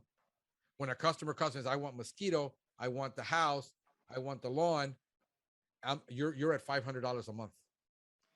Okay, Mike, Frank, I was just about to ask you a question with those 3 things. You know, somebody calls you right now in Miami, nice sunny day. They say, hey, it's about a 2,800 to 3,000 square foot house, nice house, pool. You know, they got their dogs, they got a nice lawn, you got your palm trees, you know, all that nursery. And hey, you know, I saw a little bit of spiders here and there. Go ahead and take care of the situation, please. Right. What do you do and how do you upgrade? Okay, so what I do is I have a conversation with the client. I mean, that when a customer wants one service, that's easy. I can quote that. It's you want a mosquito service, it's $99 a month. Here's our process. It shows my Into Care station that we use bait, that we use insecto, that we use this, that we use that, and I have a video. So I have a video for everything because most time people are going to ask me, Frank, what do you do? And they have no idea. I can't explain what holistic pest management is. Let me show you. Here's a video. Watch that. And then if you feel comfortable about getting a quote, give me your property info, fill out that form. On that form is everything I need to make a decision. It tells You bundle everything. How do you upgrade your sale? How do you bundle? Okay, so what I do is most customers aren't going to upgrade because we do not discount for bundling. Why? Because I don't have to. Okay. I mean, I don't have to. I sell Bentleys and Rolexes to people that can afford Bentleys and Rolexes. If you want a $49 lawn service, there is 15 companies in Miami that'll do it, but you're going to get a 20-year-old kid that's going to go there, spray it with a mix tank. He has no idea one plant from another. If you're having I got estates that are $10 million. They're $400 a month for a 6,000 square foot garden. That's how I do it because that's who I sell to.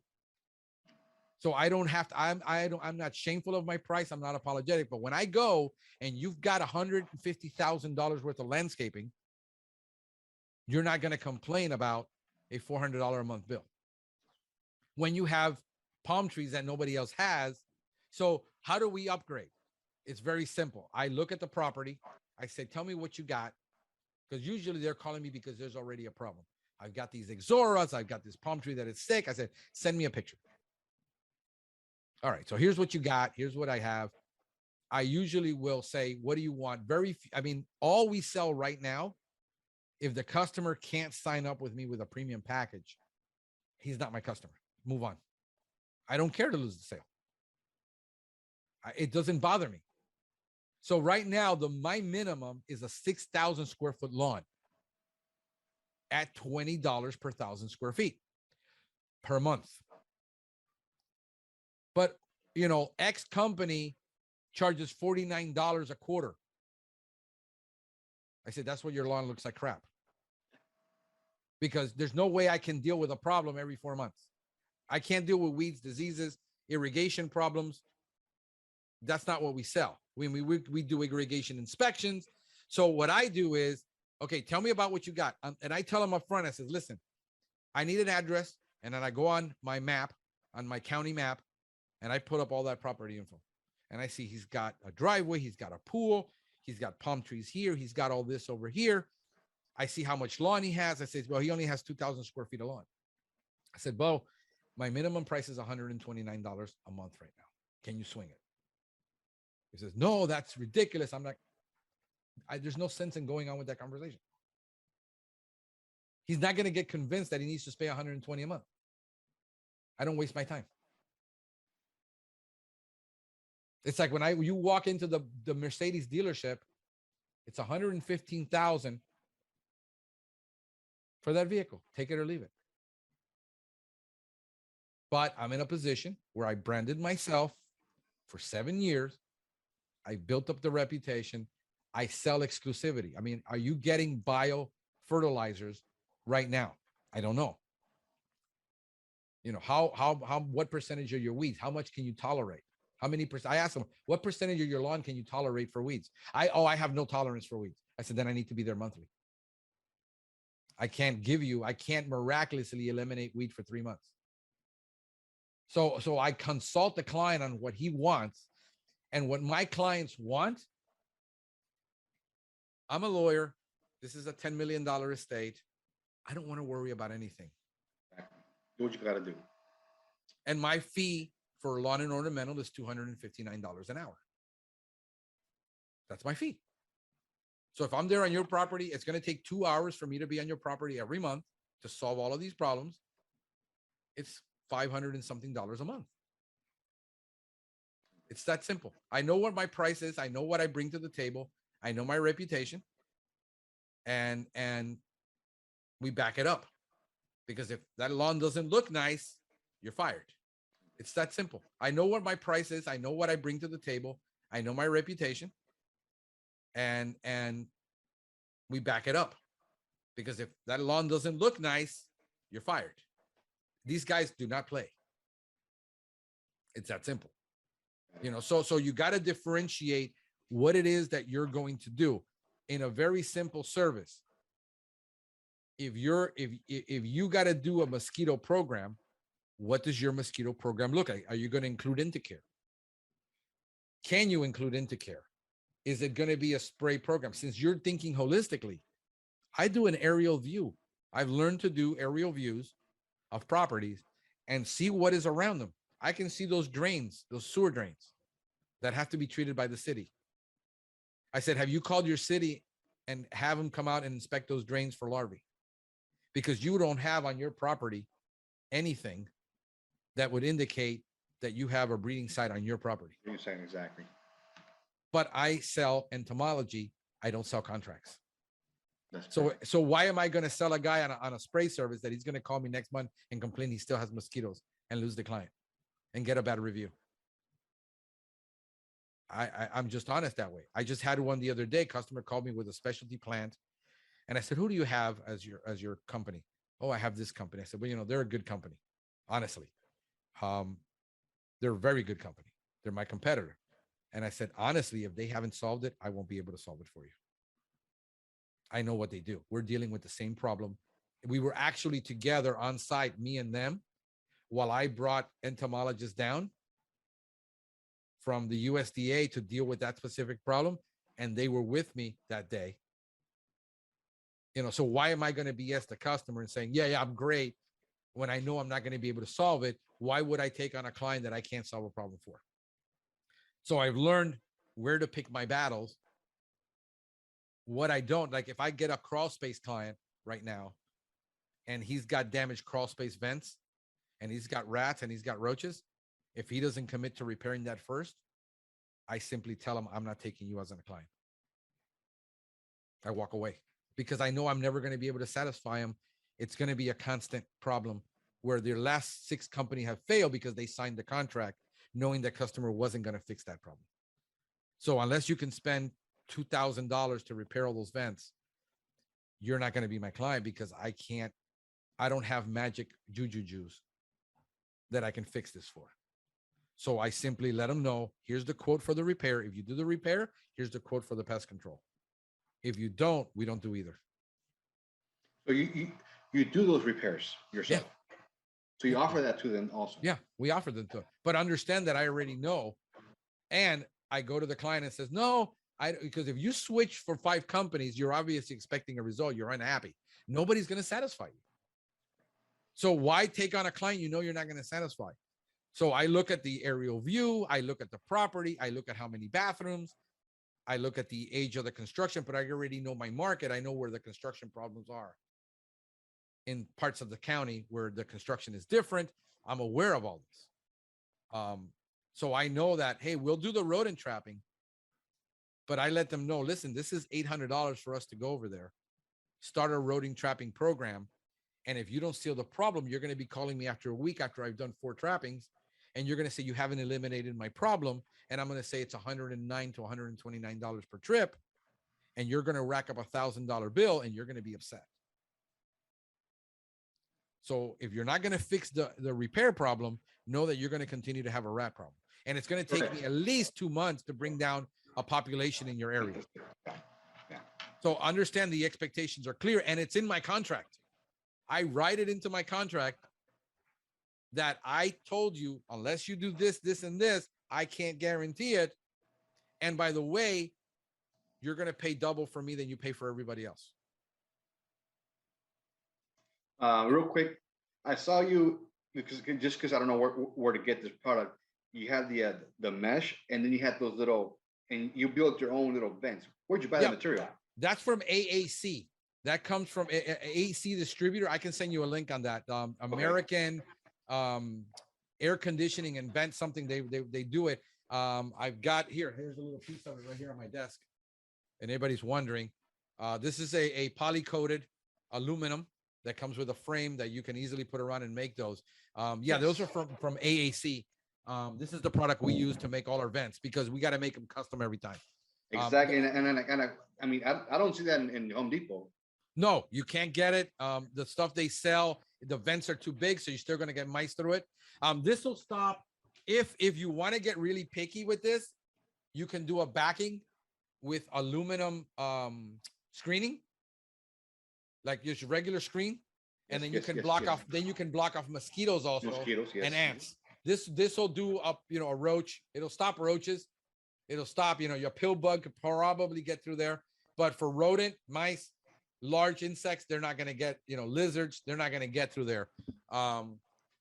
That's what we use because we got to custom make them because the other doors are too expensive to pre-order them and the market will not support it. Yeah, I saw that. So you got to kind of like, that's awesome. Yeah. Yeah. How do you do that? I just quoted one for $1,000 for 8 vents, $1,000 from a school that is a super rich school. That is a French school that they're in the middle of one of the richest places and all the vents are damaged because they had air conditioning damage for years. They never fixed it. And says, we can't get anybody to control the roaches. The reason you can't control the roaches is because all those vents are open. They're all climbing in. And then I showed them underneath all of the bathrooms and how they've had these big giant holes that they haven't fixed. They're just walking in. I said, there isn't a pest control company on the planet that can solve this problem for you. And now you got students and you're putting them at risk because you won't spend $1,000 when you're an ultra rich school. Makes no sense to me. That's right. So I hit them between the eyes and they got to decide if they want to be with me. If not, move on. But I'm not going to entertain the idea that I'm going to take you on as a client without you fixing it. I'm going to fail. Exactly. Yes, it's going to continue. You don't want that. So we walk away. We have no problem walking away with a client that isn't going to cooperate, especially when they're wanting eco-friendly, because the idea is they think I'm going to come in with Ecovia, with Essentria and spray the whole school. If I spray a school with Essentria, I will inevitably have one student start having an asthma attack. You can't do it. You got to use IPM. I don't want to use IPM. I want you to use something stronger, but only on the outside. It doesn't exist. It's an illusion. So I got to educate that school director on IPM. That's correct. And exclusion and sanitation and all the problems. I said, look at that vent. I said in the bathroom, that floor drain. You got slits in it. That's big enough for an American roach to walk in. Swap that plate out with one that has little tiny holes because you're not even putting anything down that drain. And watch how that American roach stops walking right in. Simple fix. Look at this door. It has 1/4 inch between the 2 metal doors. Call a door company and have them install a new seal on that aluminum, swinging door. That's correct. And you're going to stop them from coming in. Without stopping them, I can't fix this for you. It's an illusion. Or you do it for them and it's extra charge. Right. In some cases we can, and in some cases we can't, because we got to be able to find, we're not door experts. So I can't find that trim, but a door expert says, yeah, I know what manufacturers that is. I'll get it in, order it. We'll install it next week. Some things aren't worth for us to get in because we're not experts at it. I got to know where I can make this, cut it. I can cut it any shape. I can, fix her holes. I can do this. But on a fabricated door that is 50 years old, they either have to swap out the whole door, or they got to find somebody who knows what they're doing with doors. It's like garage doors. I'm not going to get into the garage door replacement seal business, because now I got to carry 15 different seals for 15 different garage doors. I'm not a garage door expert. Call a garage door guy, get him to fix it. But here's the problem. Look at your concrete. It needs to get leveled. Your seals have gotten old and cracked, and now they're at an angle. That's how these roaches are going in. So we do exterior doors on restaurants, the back doors. We put a strip across the bottom to stop that roach from coming in, but we can install sweeps. That's something we can do. When it comes to now custom manufacturing, we don't want to get into it. It's not worth our time to be experts at everything. So I got to decide, what are we an expert on and what are we not? Frank, when I was working in that big company as a tech and all those callbacks, you don't get to see the pricing. Sometimes most of the time the invoices did not have the pricing, because they're already because we never did charge. They were already automatically charged. Okay, let me ask you this. In the office. Were you paid by production or hourly? Hourly. Yeah, so hourly, they wouldn't have to, but if you're, paying production, you have to, because I got to know, what you charge that client. I'll just hourly. So that's why many of the pricing, I don't know. Okay, the way you do it is you work the law of averages. You call the top 20 in your market, and you get all their pricing. And that I got. And then what you do is you put it on a spreadsheet. You put it 169 initial, bi-monthly price is this, quarterly price is this. You put them all together, and at the bottom, you go to your summary and say, what's the average price? And you see the fluctuation. And you see, okay, here's the average, the median price, and here's what individually these companies are charging. Where do I need to be in my pricing to be competitive? Because you're never going to be able to be double and be competitive. Right. It doesn't exist. That's a fallacy. We're double on a lot of things because of what we do, because of our specialty, not because they're comparing us to the other company. What do you do differently? I get this. What do you do differently than this company? What do you do differently? I says, here's what we do differently. Here's why you're paying more, because it does take a lot longer. I said, that tech that comes in, usually he's there 5 minutes. When we do an initial, it's an hour and a half on that home. So you're paying for time. Time is money. And IPM takes longer, and I got to educate them on IPM.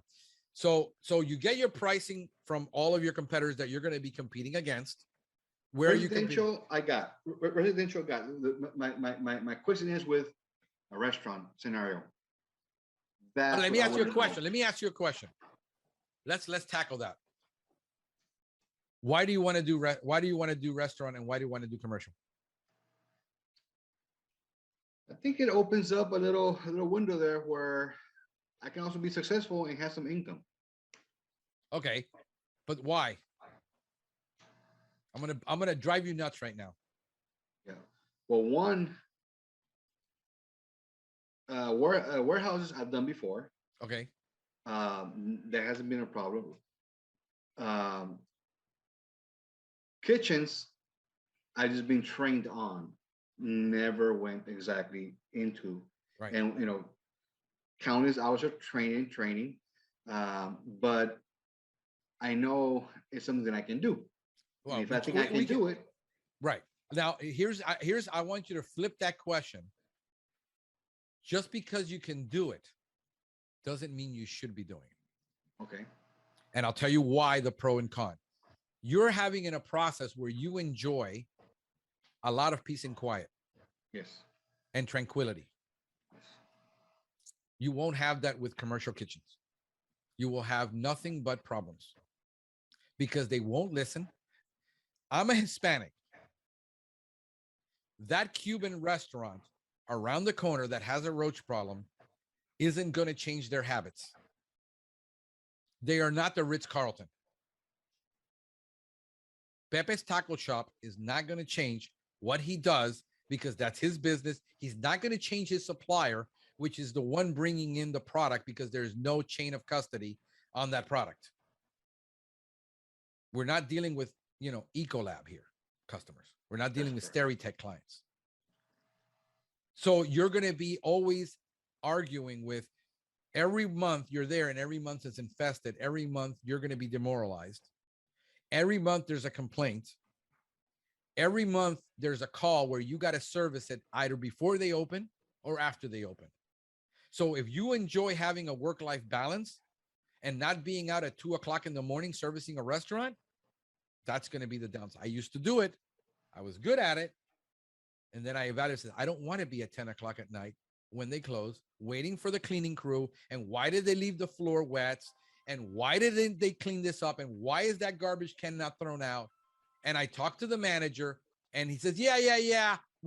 I already talked to them about it. They won't do it, which makes me sense. Are you really a manager? You see what I'm saying? So I got it. So can you do commercial? Can you do commercial warehouses that you can service them during the day on your route? If you're a morning guy and you say, structure the company around you, because people will tell you, you got to structure it around your clients. Your client will want everything from, I want a purple unicorn till I want you here at 2 a.m. Who is your client? So if you say, yes, we will do a warehouse service between the hours of 9 and 5. No, I want you here after 5 because that's when all our people leave, and I don't want you doing a service when our people are here. You got to find another company. We're not that company for you. Simple. Let it be that company that requires that tech to be out at 8:00 at night since 7 a.m. Do you want a lifestyle? And do you want your business to reflect your personality and your lifestyle? Because reality is it does. Yeah. The brand and the culture of the company is the owner until you become a mega large company and then you lose your identity. That's correct. But if you're still a small owner running a $4, $5, $6 million company, you're kind of still the culture in the company. That's like, $5 or $6 million isn't really that big of a company, even though that's huge if you ever make it that big. Yeah. Let's be realistic.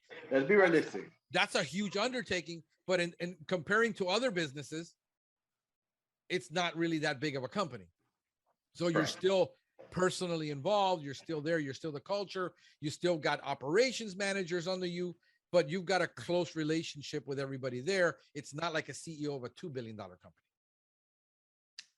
So the reality is, would I want to do commercial kitchens?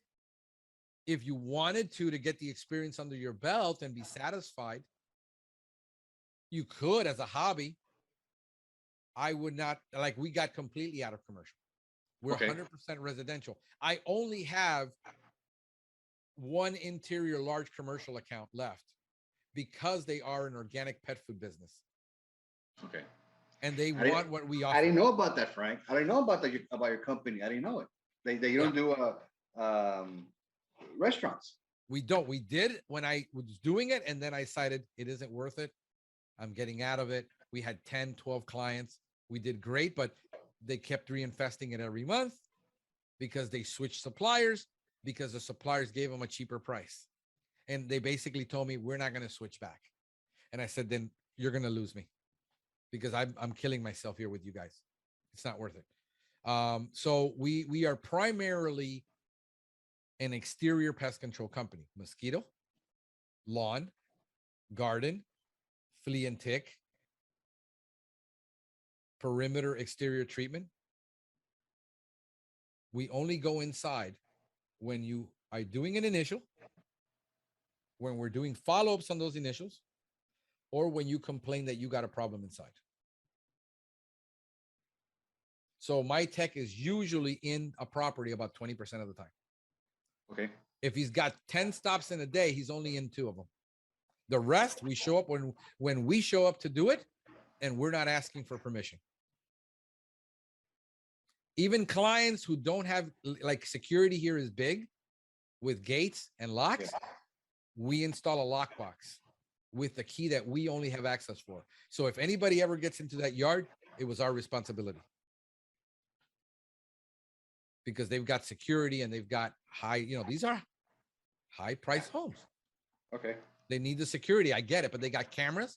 They get a notice when we're going. They get a notice when we've been there. But we're not asking if the client, no, but I want you to be here every single time that I come. I said, listen, we're not the company for you. We don't do that. Fine. There's 241 companies that will do that. We got to clear who our client is, because if not, we spend our time with everybody trying to please everybody, and you can't do it. It's not realistic.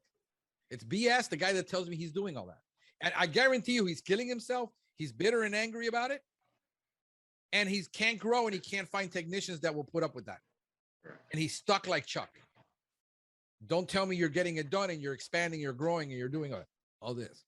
I get it. There's certain markets. That's just the way it's going to be. I get it. So right now you don't do warehouses then?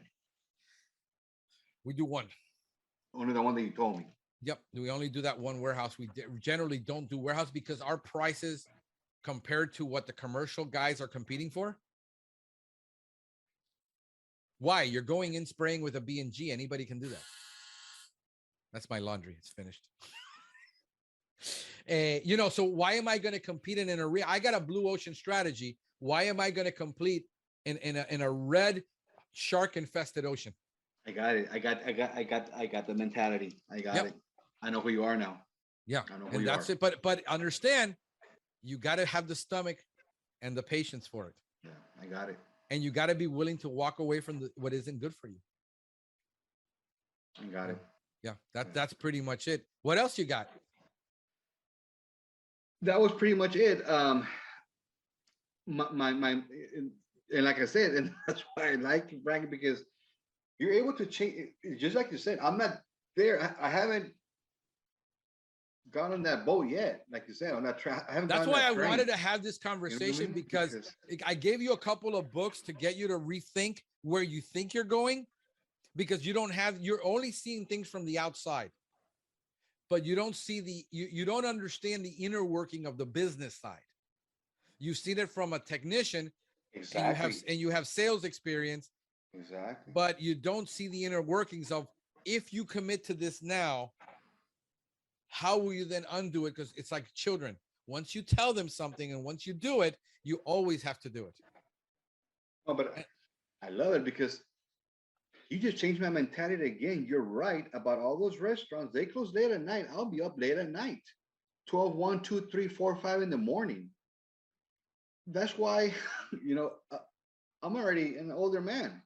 Exactly. You know what I mean? How old are you now? I'm 47. Okay, so we're not that far apart. I'm 50. I'm going to be 52 this year. Yeah, 47. I mean, and you got it. And what I would really, really, really, really help you focus on right now at that age is that you got to figure out a way how you quickly get yourself out of that truck and put a young technician in there. And how do you become a manager and a business leader and a businessman versus a technician?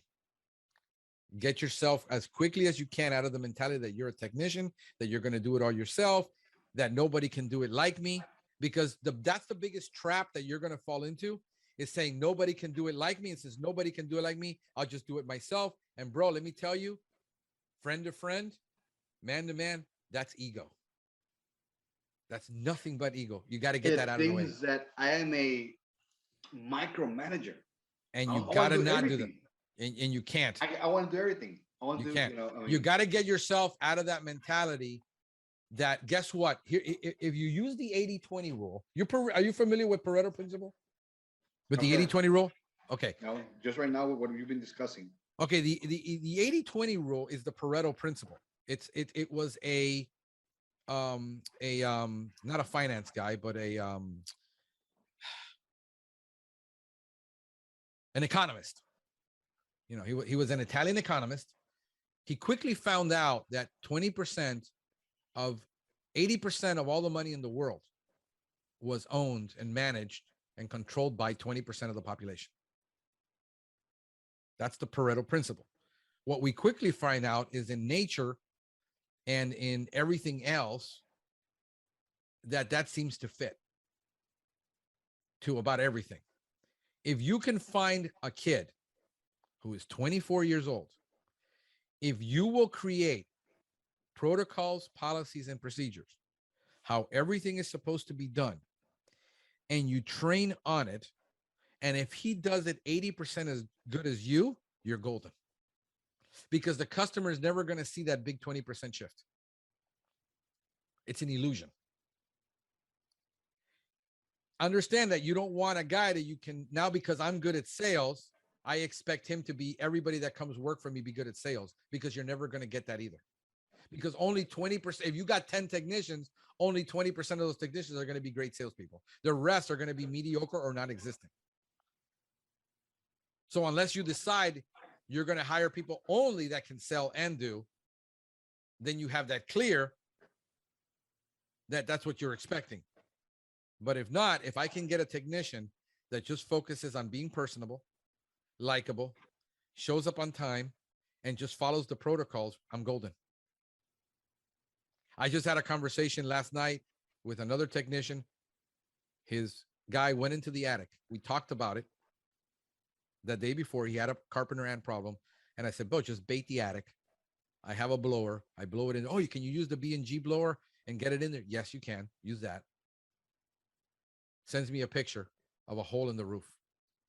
His technician crawled to get the product because he was throwing it by hand. Hand went through the ceiling. Customers complaining. Now he's got a repair job and he's blaming the technician. I said, whoa. Didn't I tell you that you're supposed to train? You're training by abdication. You told them to throw it in there. You didn't give them the tool to throw it in there. You didn't give him the proper instruction to say, this is how you do it. And then you're mad at him because he was trying to do a good job because he couldn't reach it because he's a big guy and in the crawl space hole is this big and he's trying to throw it with his hand. And you're pissed off now because you got to pay for that repair. And that's what you're really pissed off at. That's your fault.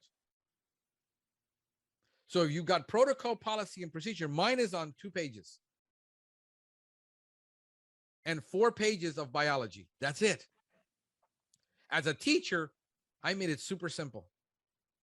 Now what I got to do is teach you on, here's how you actually do it. And here's why this is a reminder of what you missed. And now he says, no, I agree. You're right. But you were too busy and you didn't want to go in the field with him and you didn't want to teach him how to do that right because I assume he knew how to crawl into a crawl space. You know what happens when you assume? You make an ass out of you and me. And that's exactly what happened. Thank God it was a cheap house and not a big giant 4,000 square foot mansion where the guy is demanding that his entire 4,000 square feet of ceiling be repainted to match that repair. Because now you're talking a major bill. Because you decided it wasn't important. Attention to detail matters. If you keep your eye, as a micromanager, if you focus on the details and then teaching those details to your people, you're going to be fine. I got my tech. He's a 2-year tech now. Bro, there isn't anything that kid can't solve. He's 26 years old. I have to go in the field with him once a month. There was a drain fly problem in a house with a crawl space. And I said, that house had a repair done. They did a remodeling job. You've been there twice. I went with him on the 3rd time. I give him 3 shots. But if he hadn't gotten the population was getting worse. That's not normal. It should be getting better. If it's getting better, I'll let him slide and I'll let him go the 3rd time. And if it isn't solved, then I'll go. I got to manage my time. I can't be on every call, micromanage. Oh, because he didn't do it, be paranoid. No. I'm trusting the process here. I let him do it. Got worse. The customer sends me, look, I put out these giant glue boards and they're all full. It says, ask her if she's got a problem in her plumbing. She says, no, we don't have a problem in our plumbing. I said, there's a problem in the plumbing. I guarantee you there's a problem in the plumbing. That's not normal. Biology 101. We're treating and there's larvae coming out of there. Hours after we treated, they should all be dead. I go out to the property. I search. I go in the crawl space. I look. I'm not going to crawl in a crawl space. I said, listen, you've got a problem in the plumbing. There's nothing outside. There's no organic matter. They're not flying outside. There's something in the plumbing. She was adamant there wasn't. She finally gave in and calls the plumber. Sends me a text. I'm going to send you the text later. Hey, you were right. He found 3 cracks in the plumbing, 1 underneath and 2 in the wall. It was the original cast iron pipe that had cracked and rotted and literally disintegrated. And now sewer was just pouring into her. And I can smell it when I opened the hatch. So she got the whole line replaced. He went in. Second service, the problem is almost gone now. We treated the crawl space for sewage and all that with DSV, and we sprayed it all under there. And now she says they're almost gone. I only see a few. I said, biology 101. If you teach your people biology, the chemistry part is easy. So you're saying I'm a micromanager. Every person that about goes in as a technician is because that's what they're used to be doing. You're used to controlling your environment. But you got to learn that nobody's going to do it. Just get it out of your mind and just accept it, that that's just ego. Because the two worst things that are going to hold you back is going to be perfectionism, and worse than perfectionism is idealism. And here's a guy talking to you that's an idealist. And that's what held me back. That I wanted to do something that I couldn't achieve because I couldn't get it perfect. What did I learn to do? After much counseling, I put it out when it's 80% and let the market fix it. I don't worry if the product is 95%. These perfectionist guys will want to do it and they never move. Just move, fix it along the way. Get it out there and just fix it along the way. But you got to have the stomach for the criticism and the research and development and all this. If you can get a guy and if you learn to hire, I would suggest that you start taking courses now on HR recruiting. Not HR, because people think HR is important. It is, but you can hire an HR person, consultant, to deal with all the legal parts. Nobody's going to teach you how to hire. You're going to have to fail at it 100 times before you figure it out. Hire an HR consultant that can tell you how to recruit. But if you take the sales and marketing skills of acquiring customers and then you apply them to recruiting, then you got to know how to hire. How do you find out if the person has the soft skills? I would look at a company called Criteria Corp and Predictive Index. It's going to cost you about, to hire your first guy buying that software, it's like $2,000. But you learn how to do personality profiles. You learn to look what you're looking for. If you consult with an HR recruiter, he says, this is the profile you're looking for. And then you have a 50-50 chance of hiring the right guy versus an 80-20 chance of hiring the wrong guy. So it isn't perfect. It's a skill you have to develop. If you start doing it now, when you get ready to hire, you won't be in that crossroad and say, what the hell do I do now? Because you're planning to grow. You're not young. You need to do it. At least if you can get 3 technicians. Okay, 3 technicians. Let's not go crazy here. 3 technicians that each make, let's say, a minimum in your market. I would venture to say the average route is about $150,000 a year.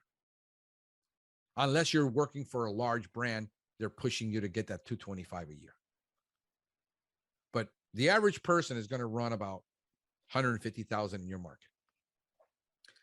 So let's say you've got 3 trucks at $150,000. What's that? 450,000? Okay, 450. 450,000 will produce for you a 6-figure income as an owner. If you do the sales and marketing and hire 1 office staff, you can pull in 6 figures. You go to 600,000, you're doing really well. You're doing $150K a year, easy for you. It's not that hard. If you can't get past the other stuff, you'll always see employees as employees are a nightmare. I hate employees. Whether if you have a paradigm shift, since employees are a blessing because they're going to give me the lifestyle that I want. And then you treat them well and you pay them well. And maybe you're not making 55, 60% like the consultant wants you to make, because somebody has to get shafted in this deal. You got to burn the employee out, or you sell it at a higher price so you can make more profit, or everybody decides they're not going to make as much as everybody else and be happy. And you decide as an owner, if you're making 100,000, you're happy. Exactly. I was just going to touch on that real quick. From your experience, because you've seen, and you counsel a lot of people, and a lot of people follow you.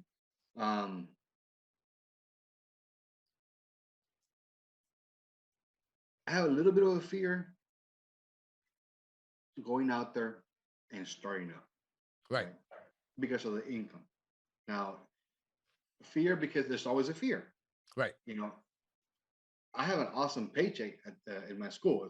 I mean, I have a great income in my school, but thank God, like I said, I own my house, I own everything.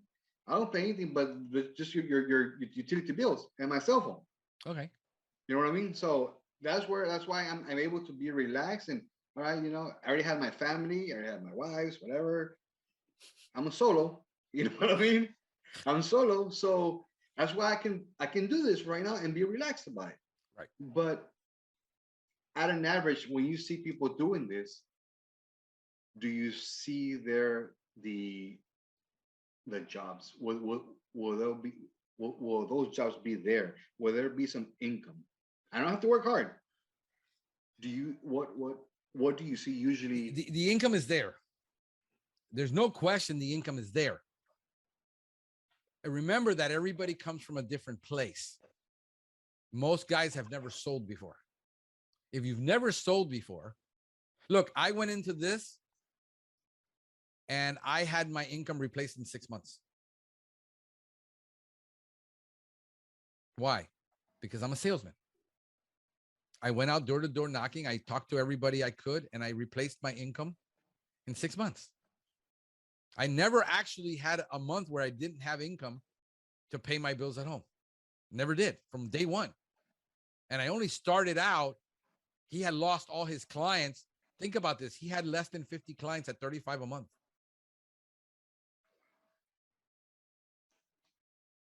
I think we were like 35. I think, let me see here, 35 times 35. I remember that. $1,200 a month in income. That's it. That's all I had to work with. I had to quickly convert that and double it, and then go out and sell so I can double my business. So if you know you can sell, how good, let's change the conversation from selling to prospecting, because that's really where it's at right now for you. Do you have an advertising budget, like $2,000 a month that you can put in, or no? Not that much. Not that much. What realistic number are we talking about? About 1,000. It's not too much. About 1,000. Okay, so you don't have a lot. Yeah. Okay, let's switch the conversation. How good are you at prospecting, at going door to door knocking? I'm good because I have a lot of time in my hands.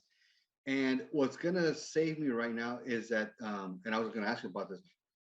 I have two hotels waiting for me, because I have family members who run the hotels from big chains, very prominent. So that'll help you out a little bit.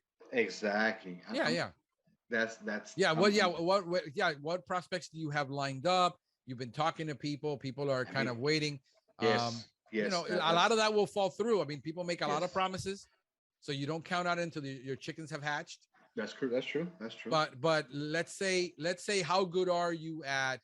What did you do before? Did you do mostly residential, or did you do mostly commercial? Residential. Okay. Residential. Do you have a problem walking through neighborhoods, knocking on doors, and talking to people about what you sell? Not at all. Not at all. As a matter of fact, I will get my car, stop here, stop there, going to everywhere. If you can go door to door, I'm gonna go get her. If you can go door to door, you can be knocking on people's door after 5 p.m. and go out on Saturdays when they're home and knock on doors, literally knock on their door, cold call, bloody nut. This is bloody knuckles and cauliflower ears. This is not pie in the sky. I say you will have no problem replacing your income in your area 3 to 6 months. You will have more business. You will have 200 accounts before you can think about it. That's what I'm. And if you can continue to do that, you put a technician in that truck, and you continue to do that through every neighborhood until you have no more knuckles left. Because that's the most effective. And what I find is that 99.9% of the people in this industry detest that. They detest the practice. They hate it because they don't know how to be salespeople. They don't know how to prospect, and they hate it. And they'll discourage you from it and say it's a bad idea. People will get upset. But if you're personal and you're respectful and say, hey, listen, I'm sorry to bother you. My name is so-and-so. I'm in the neighborhood doing pest control. As a matter of fact, I just did that, the Jones across the street. Would you be interested in knowing about pest control? No, thank you very much. You walk away. Why waste your time with people who don't want to deal with you? And that's it. And you just keep knocking. If you knock on 100 doors a day, you'll get 10. Exactly. If you're good. Exactly. Especially if, do you know the Joneses? We just signed up. We just controlled their ant problem 2 weeks ago. There's an opportunity for you to save money, literally, because we're right there across the street. It's a lot cheaper for us to service you if we don't have to make a special trip over here every time. Why don't we bundle yours with her and give you a better deal? That's right. That's how you do it. That's it. That's a sales pitch. That's right. From a door-to-door salesperson, that is the basic sales pitch. We're in the neighborhood. We have an opportunity to save money. Our normal price is this. If you sign up today, I can give it to you at this price. Are you interested? Correct. And if you're okay doing that, no, but everybody's going to criticize me. Who cares? Your business doesn't get paid by the other pest control people. You're not there to impress them. And I'm one of those people. I don't care what the role says. I'm gonna do this. Simple as that. Yeah. Simple as that. And if you can do that, man, then don't worry about so much as marketing. Do the ad. Put up your website. If you can afford some Facebook ads, target them in the same area you're knocking. Here's the beautiful thing about doing targeted ads, because you can release an ad that says, I'm going to be in your neighborhood on Thursday with a special offer for you. And if you're home between this time and this time, I'll stop on in and talk to you about my pest control business. Now it's no longer a cold call. They're expecting you to drop by. So if you're willing to do that, you're golden. Because if you can go on next door and say, hey guys, I'm going to be in your zip code next week. Here's a special offer we have. If you're home, you want me to stop on in, message me. I'll be glad to stop on in that day. Take Facebook and next door and do that. And watch how your route density blows through the roof. Because if you can do door to door, you can fix the route density problem instantly, because that's something you control. You're not dependent on somebody calling you. You're going out and visiting them. You control it 100%. So if you're a control freak, there's your outlet for your control. You see? So I think that those are the things you evaluate when you don't have money. You have a shoestring. If you can knock on doors, this is how I did it. I knocked on doors. I went through neighborhood, and if nobody was home, I left my card. Exactly. Left the card. That's it. Leave a little brochure. Hey, we're in the neighborhood. Your neighbor just signed up with us. Hey, if you give me a call, I'd be glad to give you a special price. Make that offer. If you're not there, the special price. If you need to compete, let's say you say, I don't want to be 30% above everybody. I know who's in this area, and I know they're at $189 initial and $89 a quarter. Listen, I know my competitors are at these prices.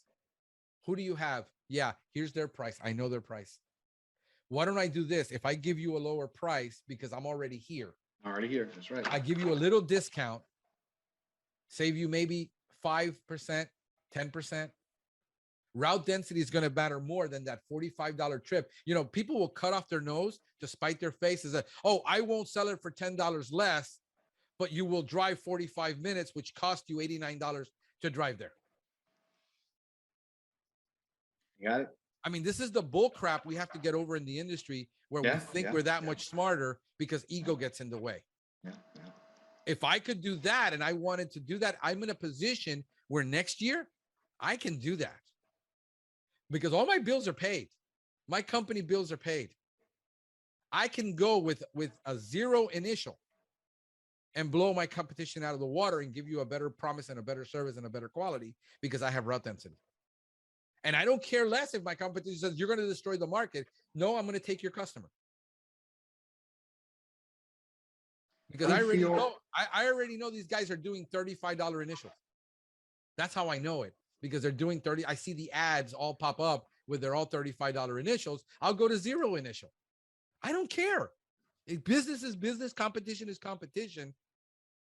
But I'm still going to charge my $89 and I'm going to sell it monthly while you're selling it quarterly. And I'll make 6x the money you're making on the same customer. I make it up in the long run. That's correct.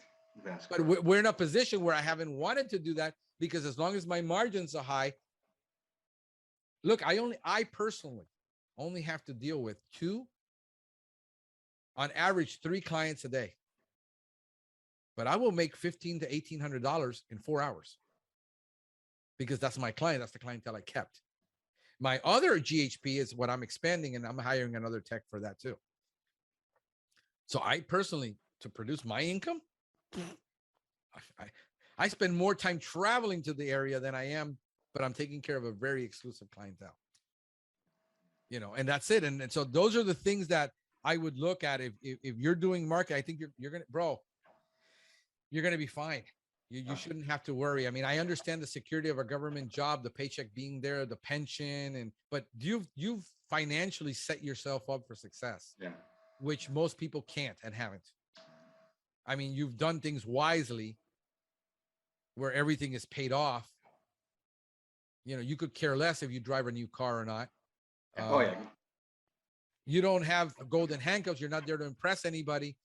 You're set free. I mean, you're literally free to do whatever it is the heck you want to do. Thank the Lord, yes. Thank the Lord, yes. And that's it, brother. I think you're going to be fine, man.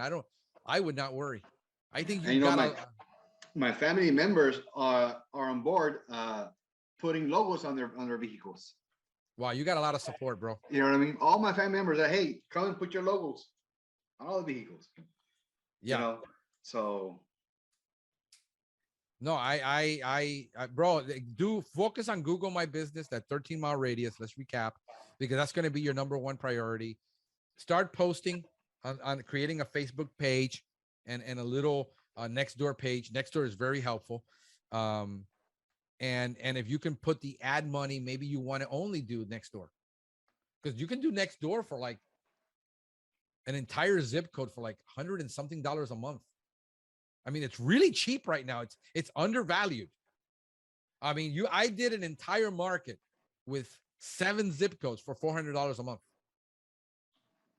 And that's a population of about 500,000. So it all depends. And you got to do multiple ads and multiple things. But I think Nextdoor for you, and if you post and do postings and interact with people, if you're good with social media, if you find the mommy groups, here's another free way. Remember, it's either time or money. You don't have both usually. But right now, if you can get into the local groups, like the local community groups on your local community, and say, hey guys, look, I'm a local guy. I'm not going to sell you on anything, but if you got a pest question, I'd be glad to answer it. And then, hey, he did the service for me. He's great. People start referring you in that group, in that local group. That's free, but it takes time. You got to be on that phone monitoring your Facebook group. But that works because now you have, the idea is to stay so local. Micro, like think about realtors when they micro farm an area. This is nothing new. Micro farming is nothing new. Figure out what is available to you and test. And spend a couple $100 on a Facebook ad. Okay. For a week. The beauty of this is you can turn it on, turn it off. You're not committed. You can test. Hey, a local, for people in this area, my local people, this is where I'm at. I'm local with you guys. I'm willing to give you a price break. You can get a $20 discount if you live in this area only. Perfect. You know, that thing, so you can keep it. I have no problem discounting. I have no problem with a lot of things, because you got to know where your market. Every market is different. You got to know what you're limited to do. What you do now? Guess what? You probably won't need to do in 5 years, but you need to do it now. Exactly. You got to survive. As long as you're not going in and killing the market where you're, everybody is at $65 and you're doing a $35 service, that's really bad, because it's bad for you, because you will never have the income that you need to actually grow. So you're really you think you're cutting your competition's throat. You're actually cutting your own throat. And working hard to double to meet that first one. To meet that number. So why not just figure out if you can give a little bit here to get the density, and outside of that area you charge more. Like, I got an area here, like I know there's a big national brand that they don't price based on the square foot of home. They price it based on the market it's in. They know what the customer is willing to pay. So I got a client that's 60 miles from me, but we go into that area. It's a very wealthy area. Here in Miami, that price is $69 every 3 months. Over there, $159 a month. Because they price it based on market. So your local guy, you want that route density. It's more important that because you're going to pay for it either in advertising. So give a discount if you have to give a discount. Because if not, you have to pay for it in advertising, or you got to pay for it in mileage and in windshield time. That's right. I mean, we're in business to do business. We got to know our costs. And if this thing lowers our cost because somebody else is going to get offended because you discounted, you use the word discount. I don't care. This is what we do as business. This is the reality of where the rubber meets the road, not what I would ideally wish that everybody thinks nicely of me. Yeah. That's what I told that's exactly what I told my students. Hey, I don't come here to be your friend, to be your dad, to be your mom. I come here to educate you. Exactly. So you can be able to succeed. Simple as that. You don't have to like me. You don't have to love me. I come to teach you. Yep. And that's it. As long as the one that has to be happy with you always is your customer. There's no customer. That's it. Nobody else. You don't pay your bills with anybody else's opinions. I have a saying that, it's kind of crude, but opinions are like buttholes. Everybody has one. Everybody has one. And most of it comes out as crap. That's right. So, bro, hey, that's my 2 cents on this, bro. Well, Frank, I'm very, very happy. Again, yeah, brother. You were put into my path again. I mean, who else does this? Nobody except you. So I really appreciate it, man. It's I'm sure I'll be bugging you. Yeah, man, call me. More and more. No pun intended, right?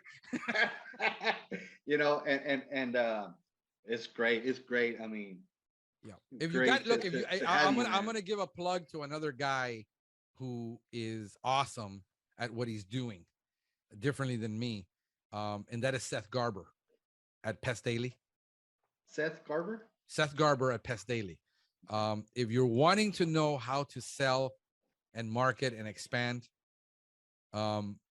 he's doing a bang up job of that with people. He's got a very economical, $69 a month for his course. I think, I don't know where it's at, somewhere around there. And you got unlimited access to everything. The guy knows what he's doing. I mean, you're not going to agree with him if your ego clashes, but I can't tell you he's wrong either. It's just, you might not like his method or something. He does private consulting. He is pricey. He only takes on so many private consulting gigs. Pero if you get to that point where you're up against the wall, if we ever decide going into termite, look into it. I would not discount termite. It's a big money maker. That's what pushes your business. I had lawn and ornamental to replace termite for decades. I never needed it. I'm finding out that I need it now, and that's why I'm doing it. But then I would be talking to Paul Bello.